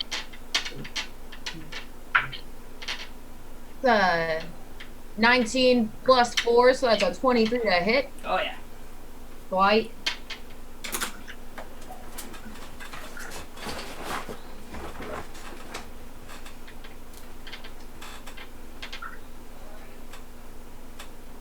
Oh, that's 2 4s on the 2d4, so that's a total of 10 damage. Max damage for this bite. So how do you kill her? How do you end this fight? Okay, so if I bite your thigh, I go right for I jump and go for the snakes on top of her head, and I grab a hold of a bunch of her snakes, and I just whip her to the ground, and I kill her. I snap her and I kill her.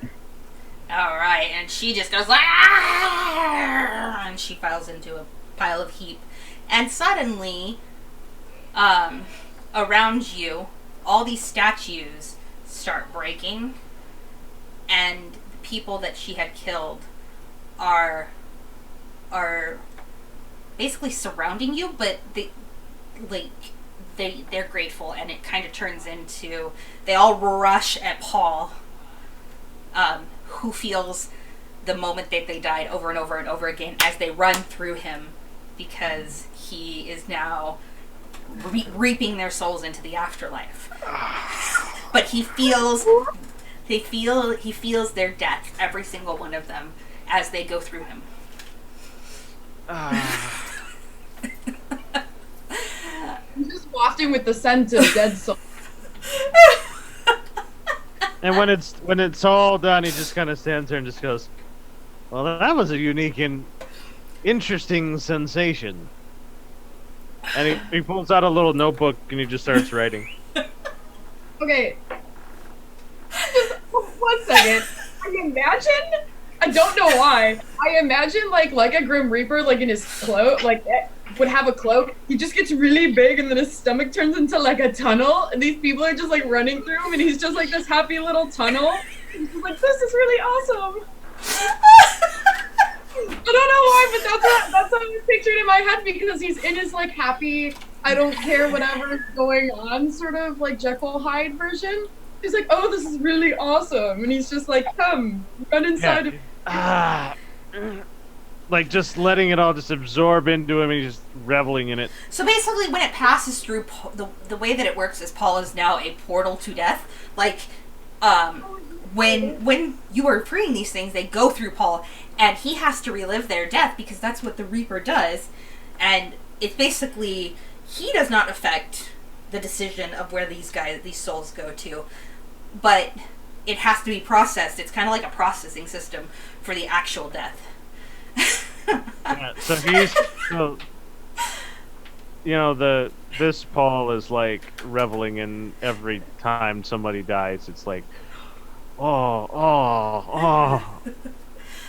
And at this point, Lord Grayson gets up, and he moves over, and he looks over at Sid. You're not dead. Congratulations. Not that the house would let you die anyway, but you made it. And he goes over to try and push off, like, to get into this layered chest. I'm gonna help. I'm gonna see if there's any kind of, like, mechanism or anything. Okay.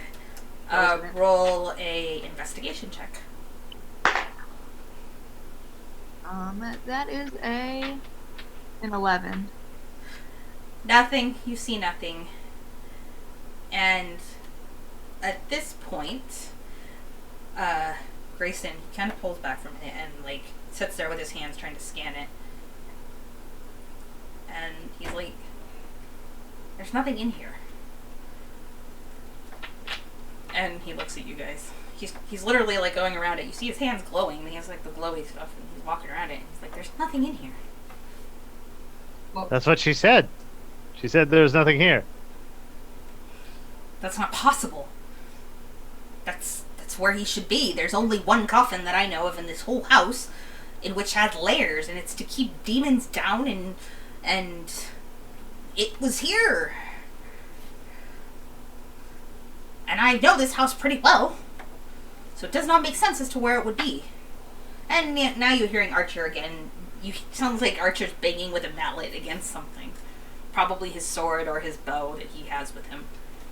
So there's parallel universes. Could she be in one of those? Archer is in a pocket realm. If you're worried about Archer, he's perfectly fine. At least, I think so. He was when I threw him there. I'm more worried about the other right now, but...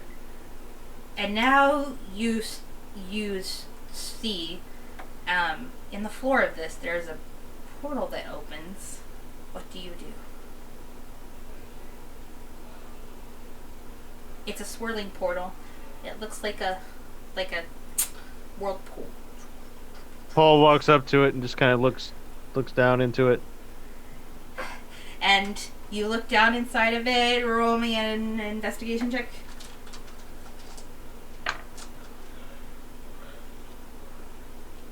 Uh, 11.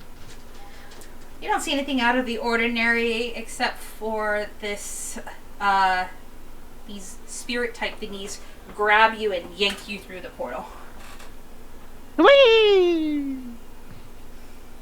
And Paul is taken into that and it closes up, leaving a wounded Sid, Grayson, and Jorda standing there. What? No. Where'd you go? You. I'm talking to you, and I'm pointing at Grayson. What? Where'd you go? Alaric must know we're doing things. We just moved on a ton of people. There's always a backlash. And Paul finds himself in a room that is exactly like the room he was in. And there's still the Medusa dead body. So it's basically an alternate version of the future that is occurring. And he's watching time literally being written. He's in that very critical spot where you guys are holding Paul's life in your hands by the decisions you make now. And Paul, he feels normal. There's nothing abnormal about how he feels. But he's basically on another plane of existence. But you can literally see in this plane the timeline. Like, that is what you were going to perceive as a doctor, that this is a timeline, the canon timeline of Autumnhall.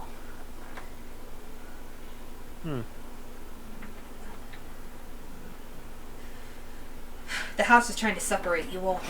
Come, we don't have time to find him right now.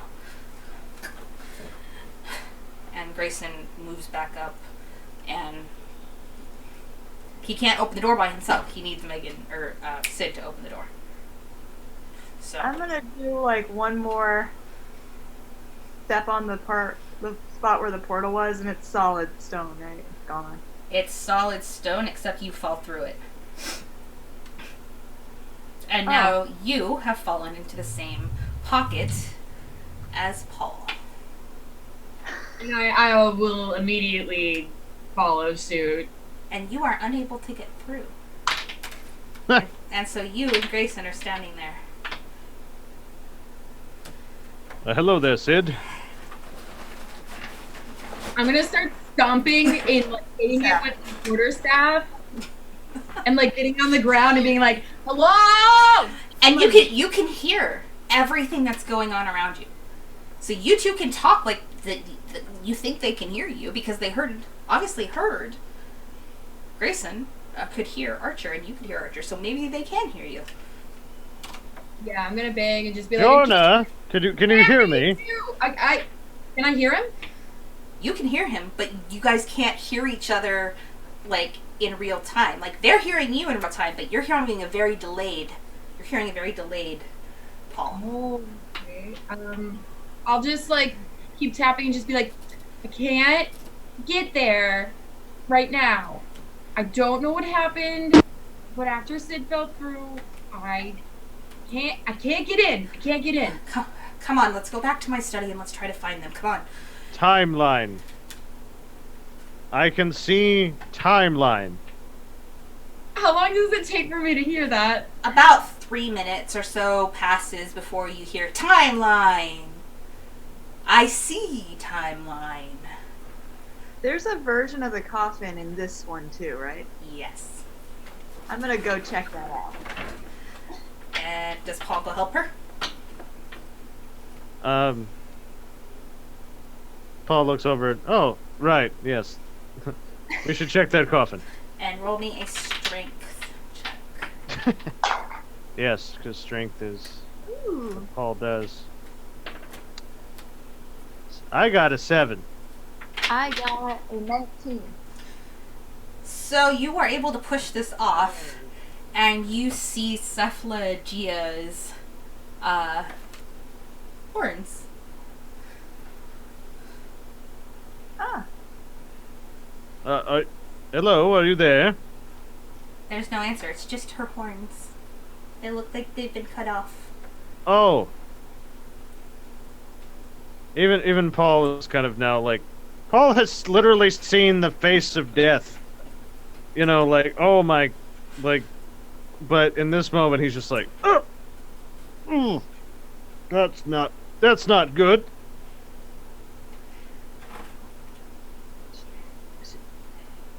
Do you think she'll want these? I think so. Although we might not be able to put them back. All right, I'm just gonna take them. I'm not gonna process that right now. And I was saying at that point, Paul goes, but I want to hold them. No. I put them in my bag. Ah, come on. And you see at this point, Megan would see it, or Sid would see it. You see 2 hands on this wall, and they glow red, but the door opens for you.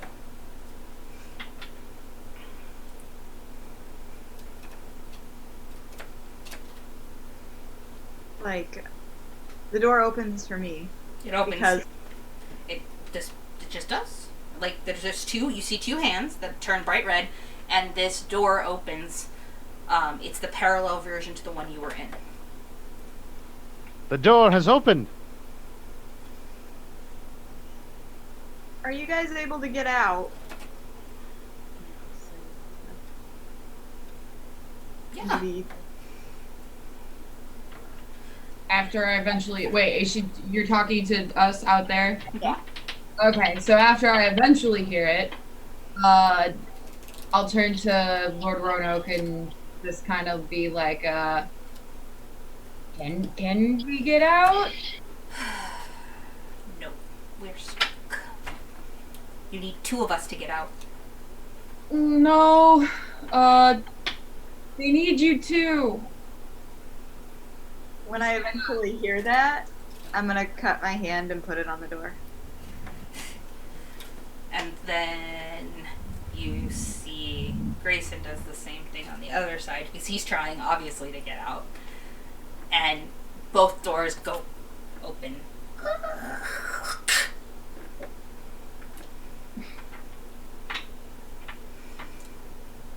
Well then. I guess we keep going and see if we can figure out how to get out of here. Unless your Reaper abilities have given you some kind of, like, weird magic. I don't know, I got nothing. Paul has a little conversation to himself about the horns, and then you can clearly see that the proper side has won out again. No, I don't really have any other ways of using these powers other than I appear that anytime we encounter any ghosts or souls that need to be passed on, they will painfully go through me. Unless, of course, the other side is taken over, and then he finds extreme pleasure about that. I find that quite disturbing. Well, But I did not seem too upset about it. And at this point in both crypts, flowers start to fall from the ceiling in rain-like things, but they're flowers, and they're just starting to pile up around you on the floor. What kind of flowers are they? White flowers, plain, generic white flowers. No specific version of white flower. Okay. So they're not poisonous, they're not, like, gonna kill us or anything? Nope. They're just Okay. white flowers. flowers, huh? And Jorna Oh. starts seeing these flowers turn into a circular, like it's a path. And it's a path that looks like it's descending into the very spot in front of the tomb where you guys were. I'll follow said path. And Lord Roanoke, who's really irritated because he wanted to go out the door, follows, and you both flop in to this parallel timeline with your friends. Did we find... Did you find Cephalogia?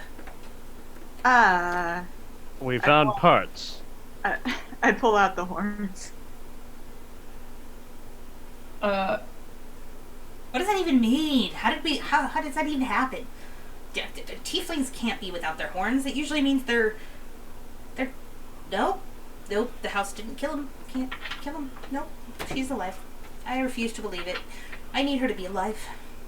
Paul begins to go into some sort of medical thing where if you cut a certain way here and then you fashion an apparatus in such a way, horns can be removed.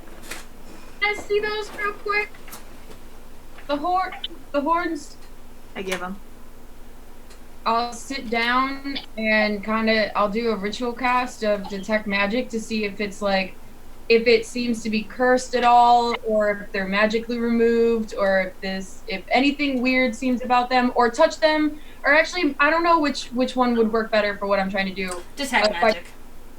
Okay, because I was gonna say I could like do my object thing too to see if I could see what had happened to her potentially. Just one of those. Just detect works.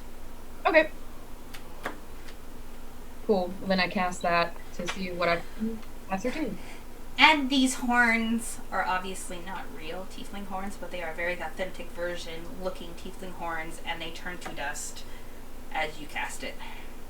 I'll just kind of look and hold my hands with the dust and just kind of blow it and just say, well, at least we know that they were fake. Or at least I know that they were fake. So, back to square. And so here, at this point, you are in this tomb, in this parallel world, and you see Reed Woodward, who is able to exist on this plane. And Grayson looks at him, and he's like, oh, my old friend. And they attempt to do, the handshake, the hey, what's up? And your friend's not dead. I I believe she's in a coffin. Unharmed. At least that's the last I saw her. However, what have you done to your son? And Grayson just sits there and shakes his head. And Sid is going to realize this is the or is it Paul? One of you is going to realize this is a person that you met on the ethereal plane, and it is in fact a familiar face too. I believe it is Sid. Yeah, I recognize him. I'm very, very obviously ignoring his presence because I don't want to handle that right now. How are we going to get them out of here? They're in the timeline. They're actually physically in the timeline of existence. The very fabric of time could be shattered by them being in here, and they could be completely erased from the entire timeline. And Reed just shakes his head. I don't have a clue. Doctor, is there any surgical way to leave a reality that you know of? And then Paul kind of just chuckles and goes, die. I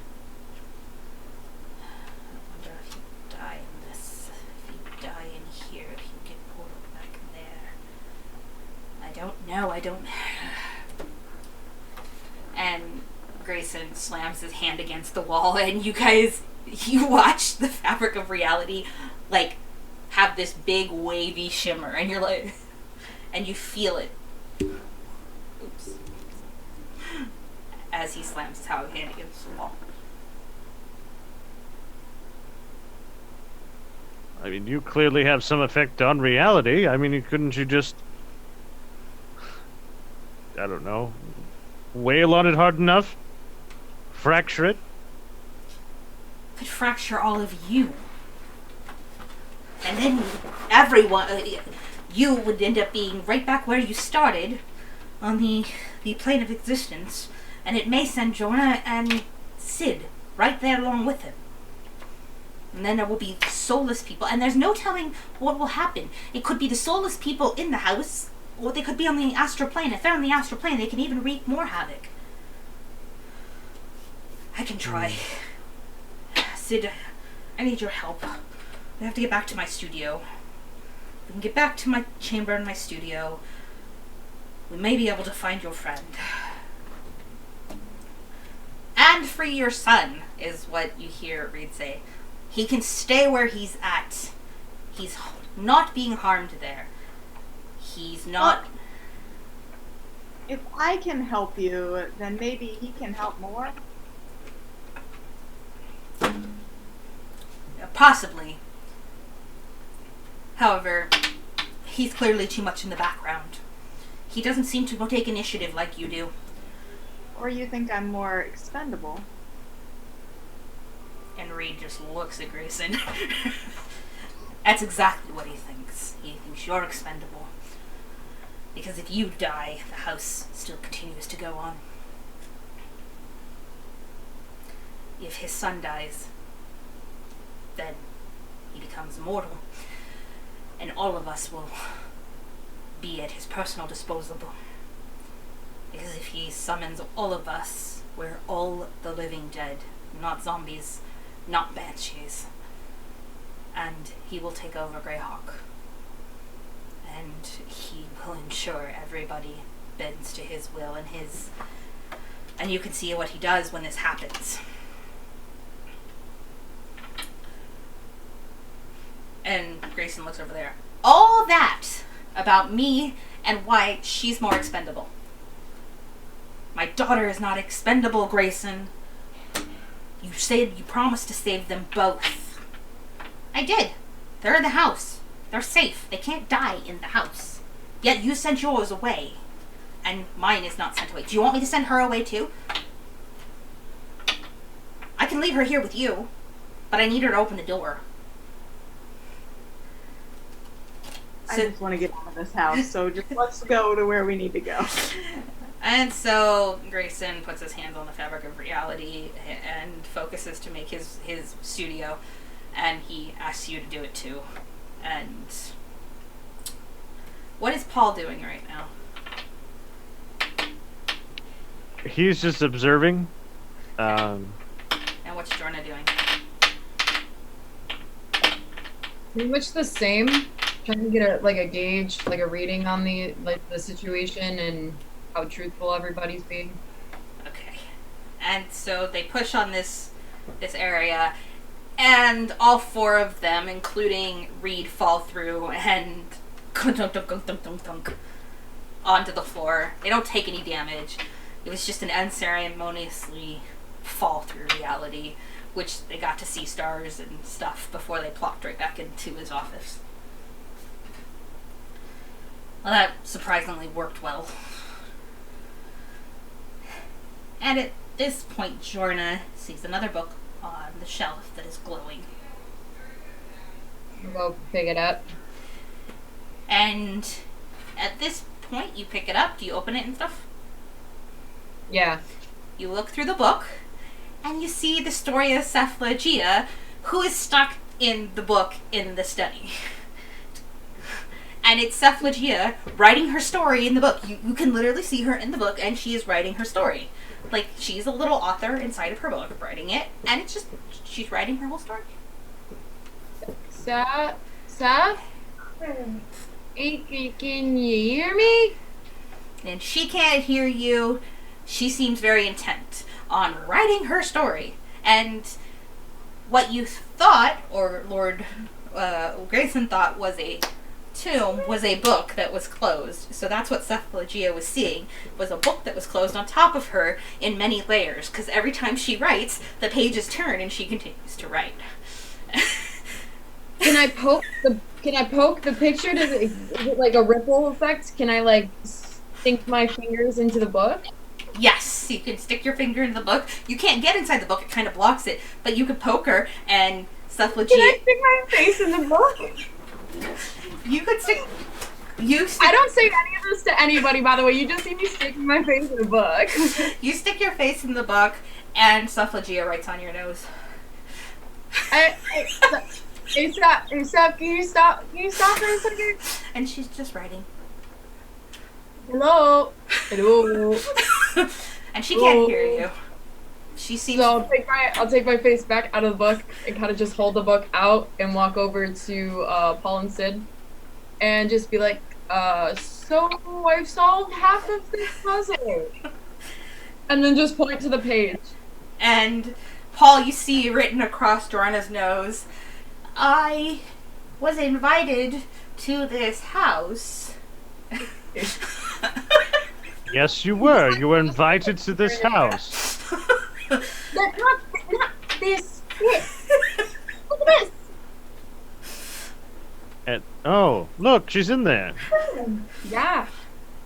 And now you see Darius, who is clearly on the side of the book, and Cephalogia had drawn a mausoleum, and Cephalogia had thought the mausoleum was going to hell or whatnot. Darius thinks it's a tour of his wife, and so Darius is also sitting in this book writing and scribbling and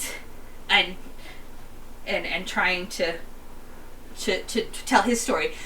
What Cephalogia and Darius don't realize is they're in the same book on different pages of the same book.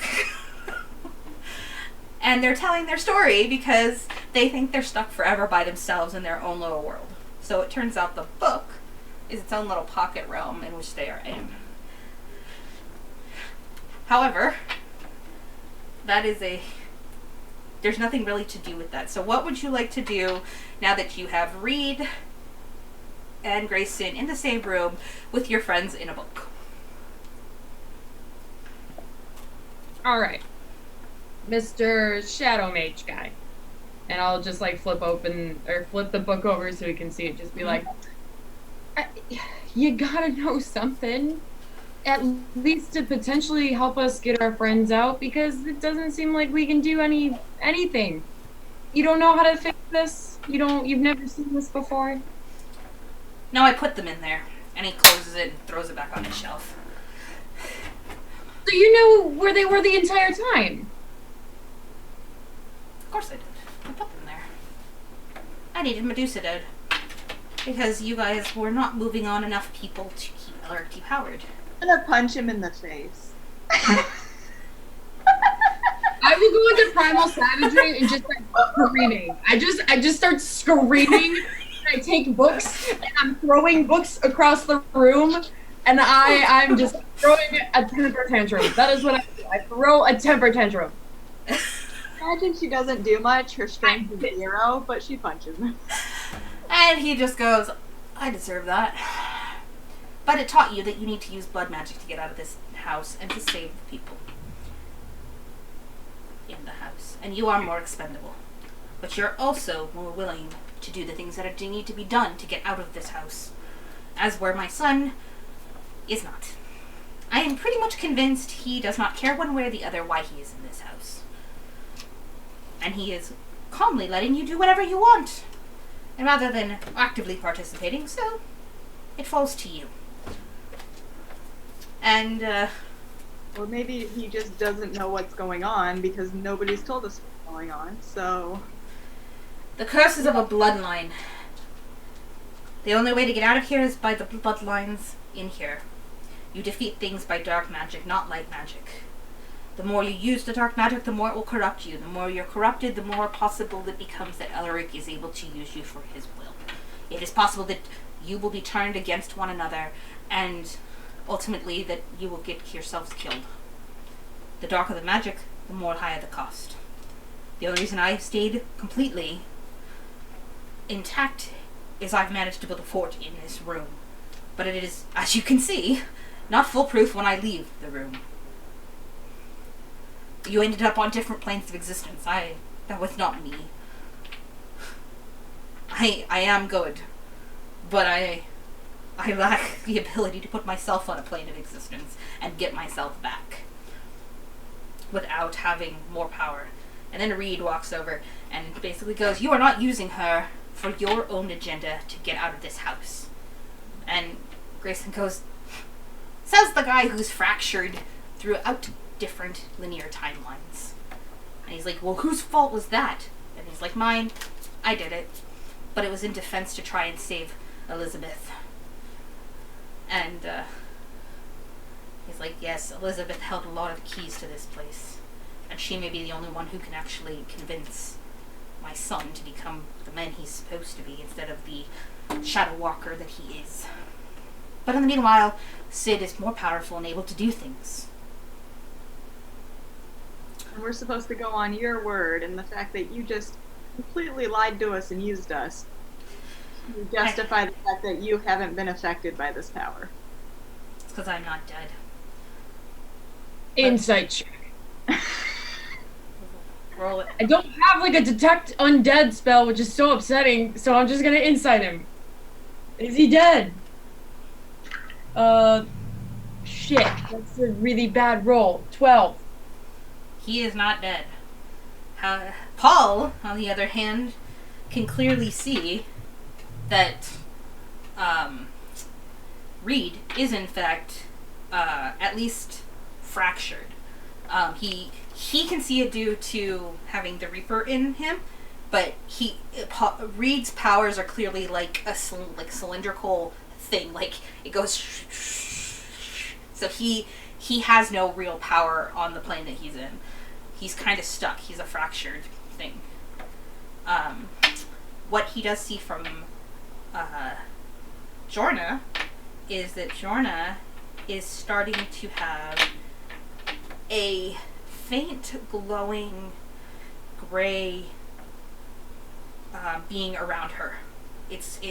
She usually would have a green or pale green, and it is starting to turn a very grayish color. And Sid is still wounded from the fight. And he's starting to see that maybe the magic is seeping from Sid into the house. Like, he can see that the house is in fact basically kind of like a parasite that seems to be drawing at times from Sid. Here, Sid. I can cure your wounds if you'd like. That would be great. All right, momentarily.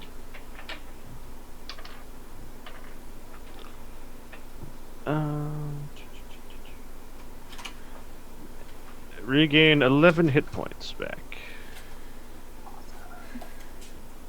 And at this point, the whole house, including this room, shakes violently, sending everybody falling and spiraling. Throw me dex saving throws.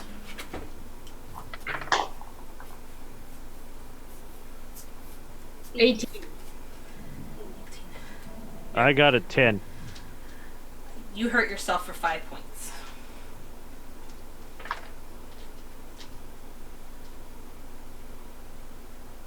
What were you, Megan?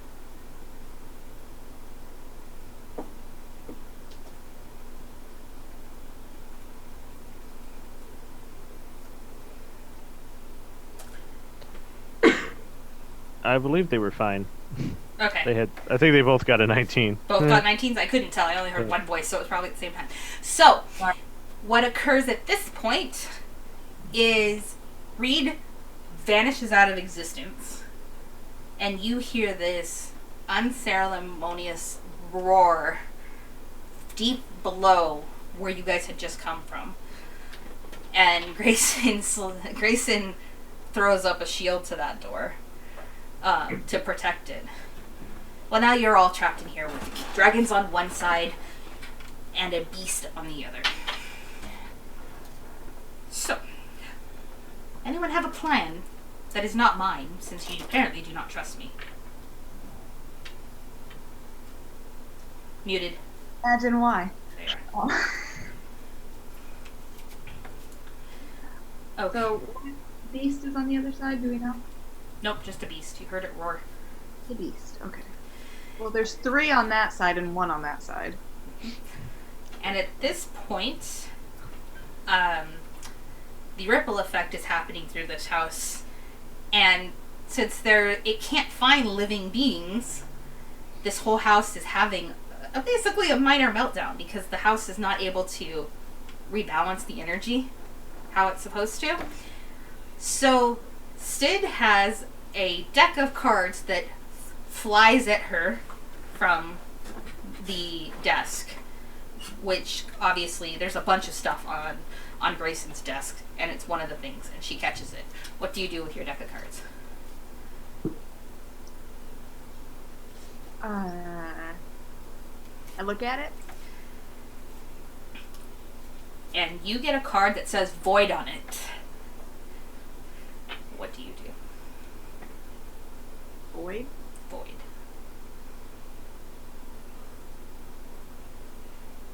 I guess I show it to the rest of the group, and what do you make of this? Oh, you're brilliant. And Grayson grabs it and moves to the other wall. I'm trying to move it back, but I'm probably not fast.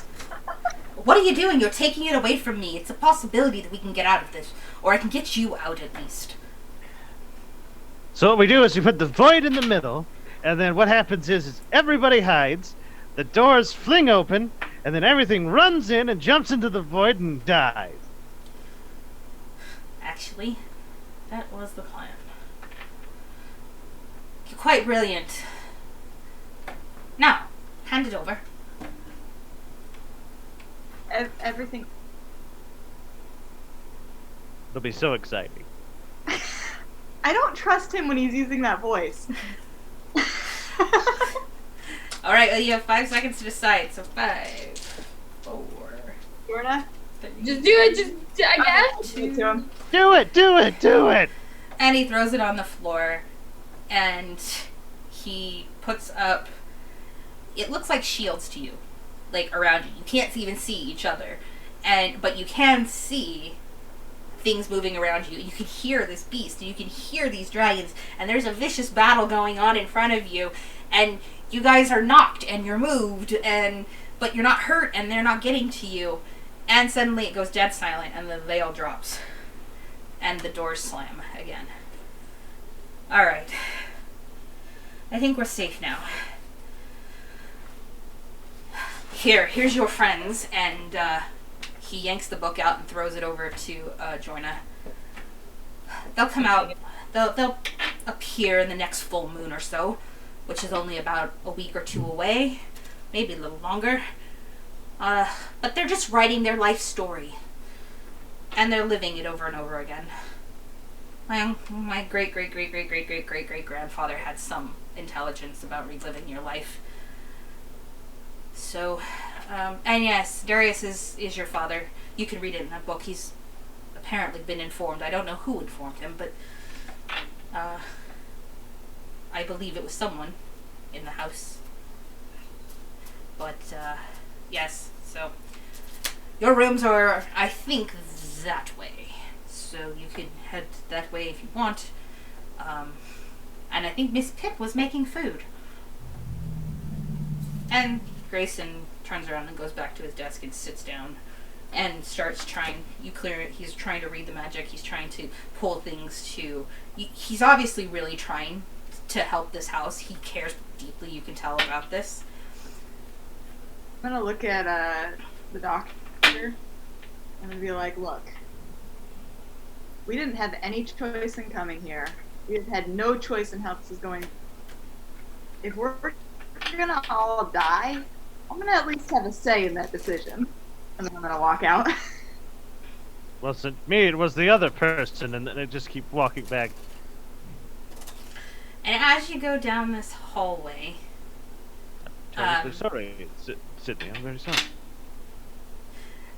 Sid is going to find that Lord Roanoke, Grayson, put into her pocket the signet ring of the house,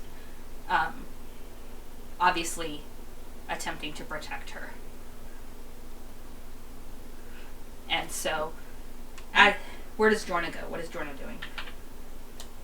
I think she would try to go in this pit first, just to get her mind off of the bombshell that was literally just dropped in front of her.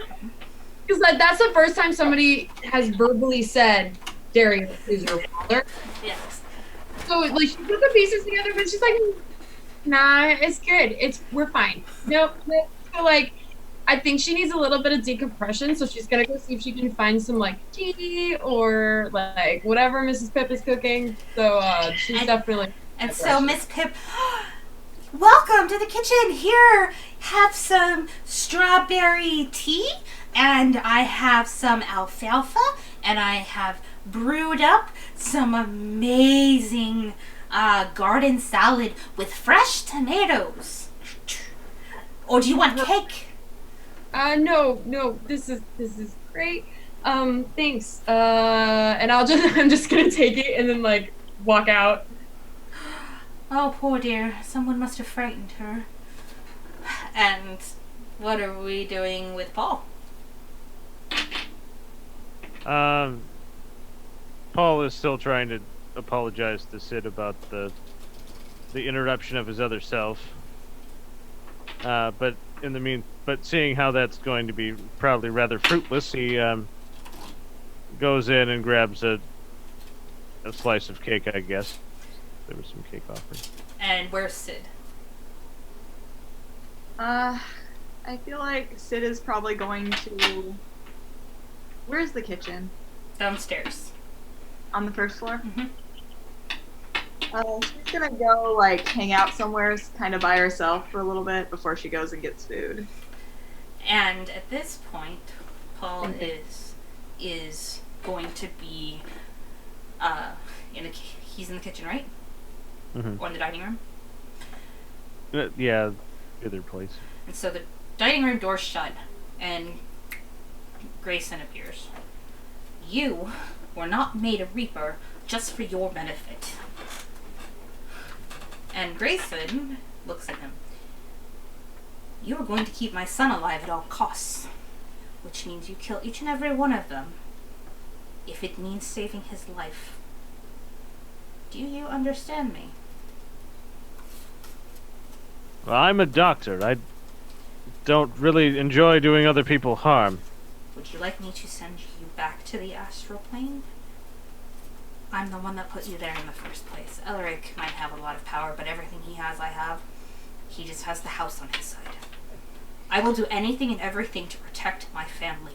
I couldn't save Elizabeth when she died, but I can save Archibald from himself. Well, I will pledge to save Archibald, but I'm not going to kill the other people. Sid is expendable. Reed is not part of the problem. Reed is fractured among time, and I can't even bring my best friend back. But his daughter is expendable to this house. Expendable to this house, maybe, but, she's proved a worthy companion to us, and we need all of us to save us and to escape from this house. I cursed her while she was with us. If she dies, or if she lives, and my son dies, her death will bring my son back. There must always be a Roanoke on this island. And as long as Elric lives, it is my duty and sworn duty to ensure that this house never allows Greyhawk to become corrupted by the magic.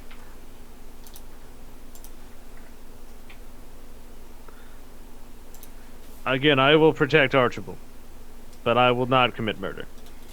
Your other half will if I have to make him. I'm sure he might. But you're talking to me, and I am in control of this body as of right now. And he snaps. Oh, you the other... Oh, cake! If he does not protect Archer, you will carry out the duty you need to save this house and to save Greyhawk. Greyhawk is more important than any one house. I'm still attempting to find a way, a better way, to get rid of Elric. But I have yet to find one. If I do not find it, I cannot save anybody in this house. Let alone my son, who shouldn't even be in this house.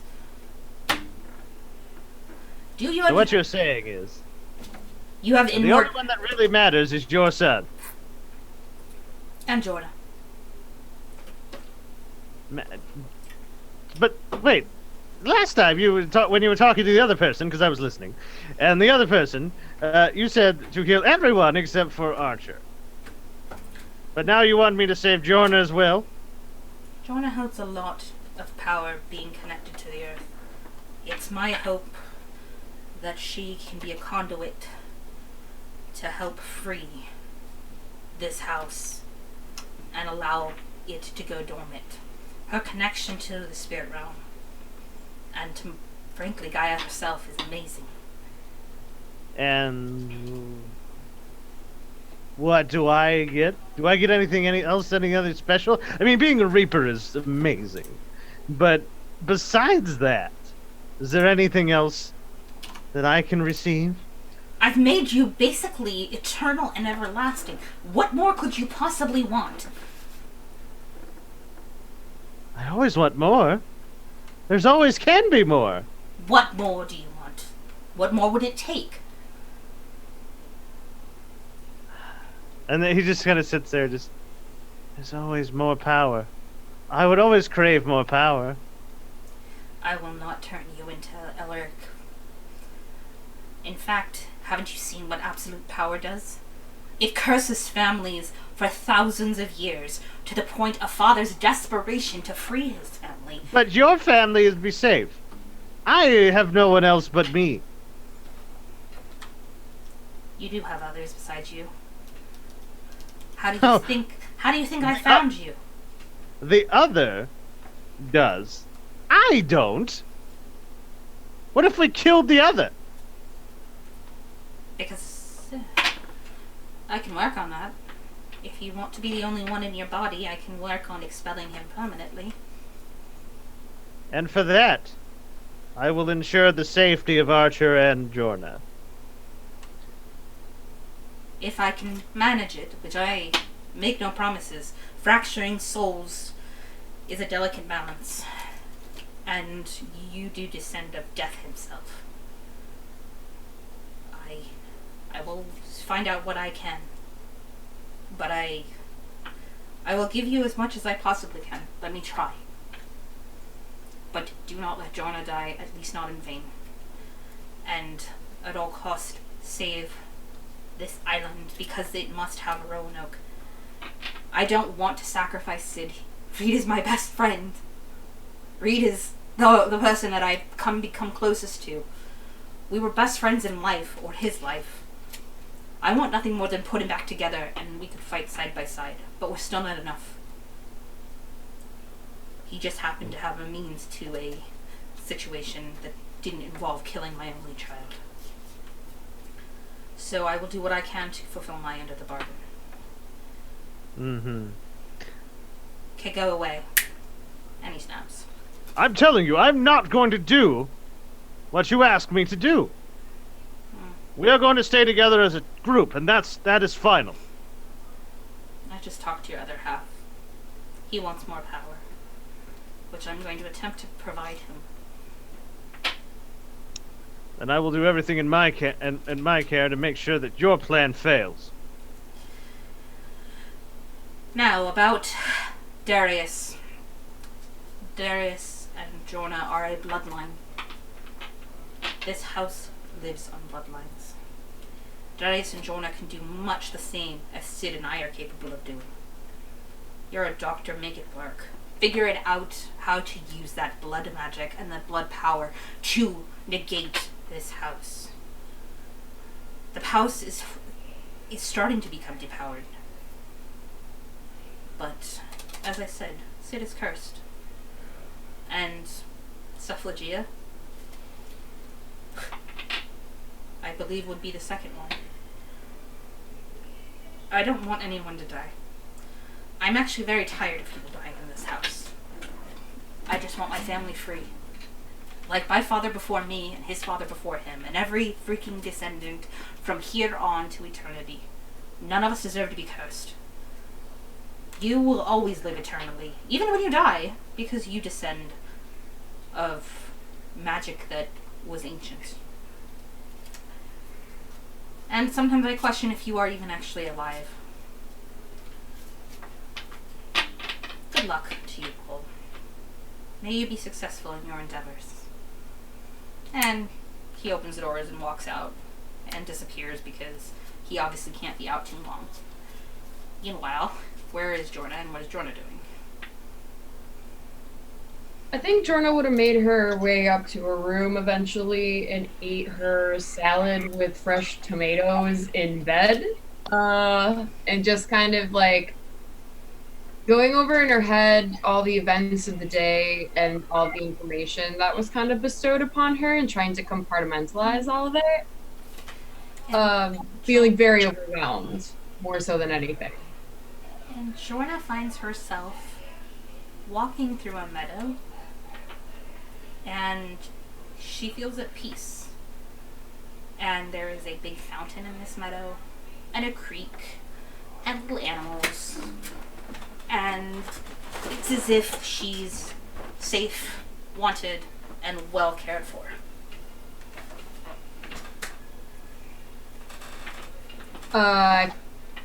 I think at the fountain, she'd kneel and put her hands in the fountain and kind of say a small prayer to Gaia, along the lines of, I've always known you were there, but I never knew that you cared. And she's going to see where her hands entered the water. There's going to be this, it looks like it's turning into healing, like, wave. Like a small, like, healing wave inside of there. And it's a manifestation of her spore magic and as well as the earth. And what you will realize is you haven't even left your bed. And this image is coming through. And you see your old home, the home that you used to be in, the home that you so long ago, like, barely can remember. You remember the happy fields that your father plowed. You remember climbing up a swing set that your mother made, going to the gardens and gardening things where you learned basic things. And you remember falling into that hole and feeling scared, but then you you see this as another set of your family, and that is how you built up. And so that's where Jorna goes through and develops and moves through. What is Sid doing? Sid is going to eventually make her way to the kitchen to grab something, and then head up to her room also. And at this point, Sid walks through a door that wasn't there, that she didn't see, and ends up kind of in like an illusion. No one would be able to see her from the outside. No one would be able to see her from any particular angle, but she's inside of it. And Reed is sitting there filing on a blade, and he's talking to her. Grayson's going to use you to be the end game, to make you the one who sacrifices yourself to save this house. I don't agree with him, and I never have. It was all of us or none of us. We were all together or none of us were going together. Do what you have to protect yourself, and know that he will stop at nothing to return this house to what he thinks is perfect, which is getting rid of Elric. We can get rid of Elric. The timeline, the curse may correct itself. And there's only 2 of you that have that power. But be warned, he is not one to be forced with, and not one to be trifled with. I have no intention of dying in this house. You were already dead once. Your mother brought you back. You died when you portaled here, but you can't actually die on this island. And so I made a deal with your mother and another spirit to resurrect you. But it cost Paul his own sanity. It was a necessary trade-off. It was a chain reaction that the house did. It couldn't kill you, so it fractured Paul. And I fear that he is more of a danger than you know. Getting that vibe. And so, at this point, the image fades, and you're able to go back to wherever you want. So what is Paul doing at this point? Paul's still processing the conversation and having a bit of an internal argument with himself. And with that, he kind of dazedly walks back to his room.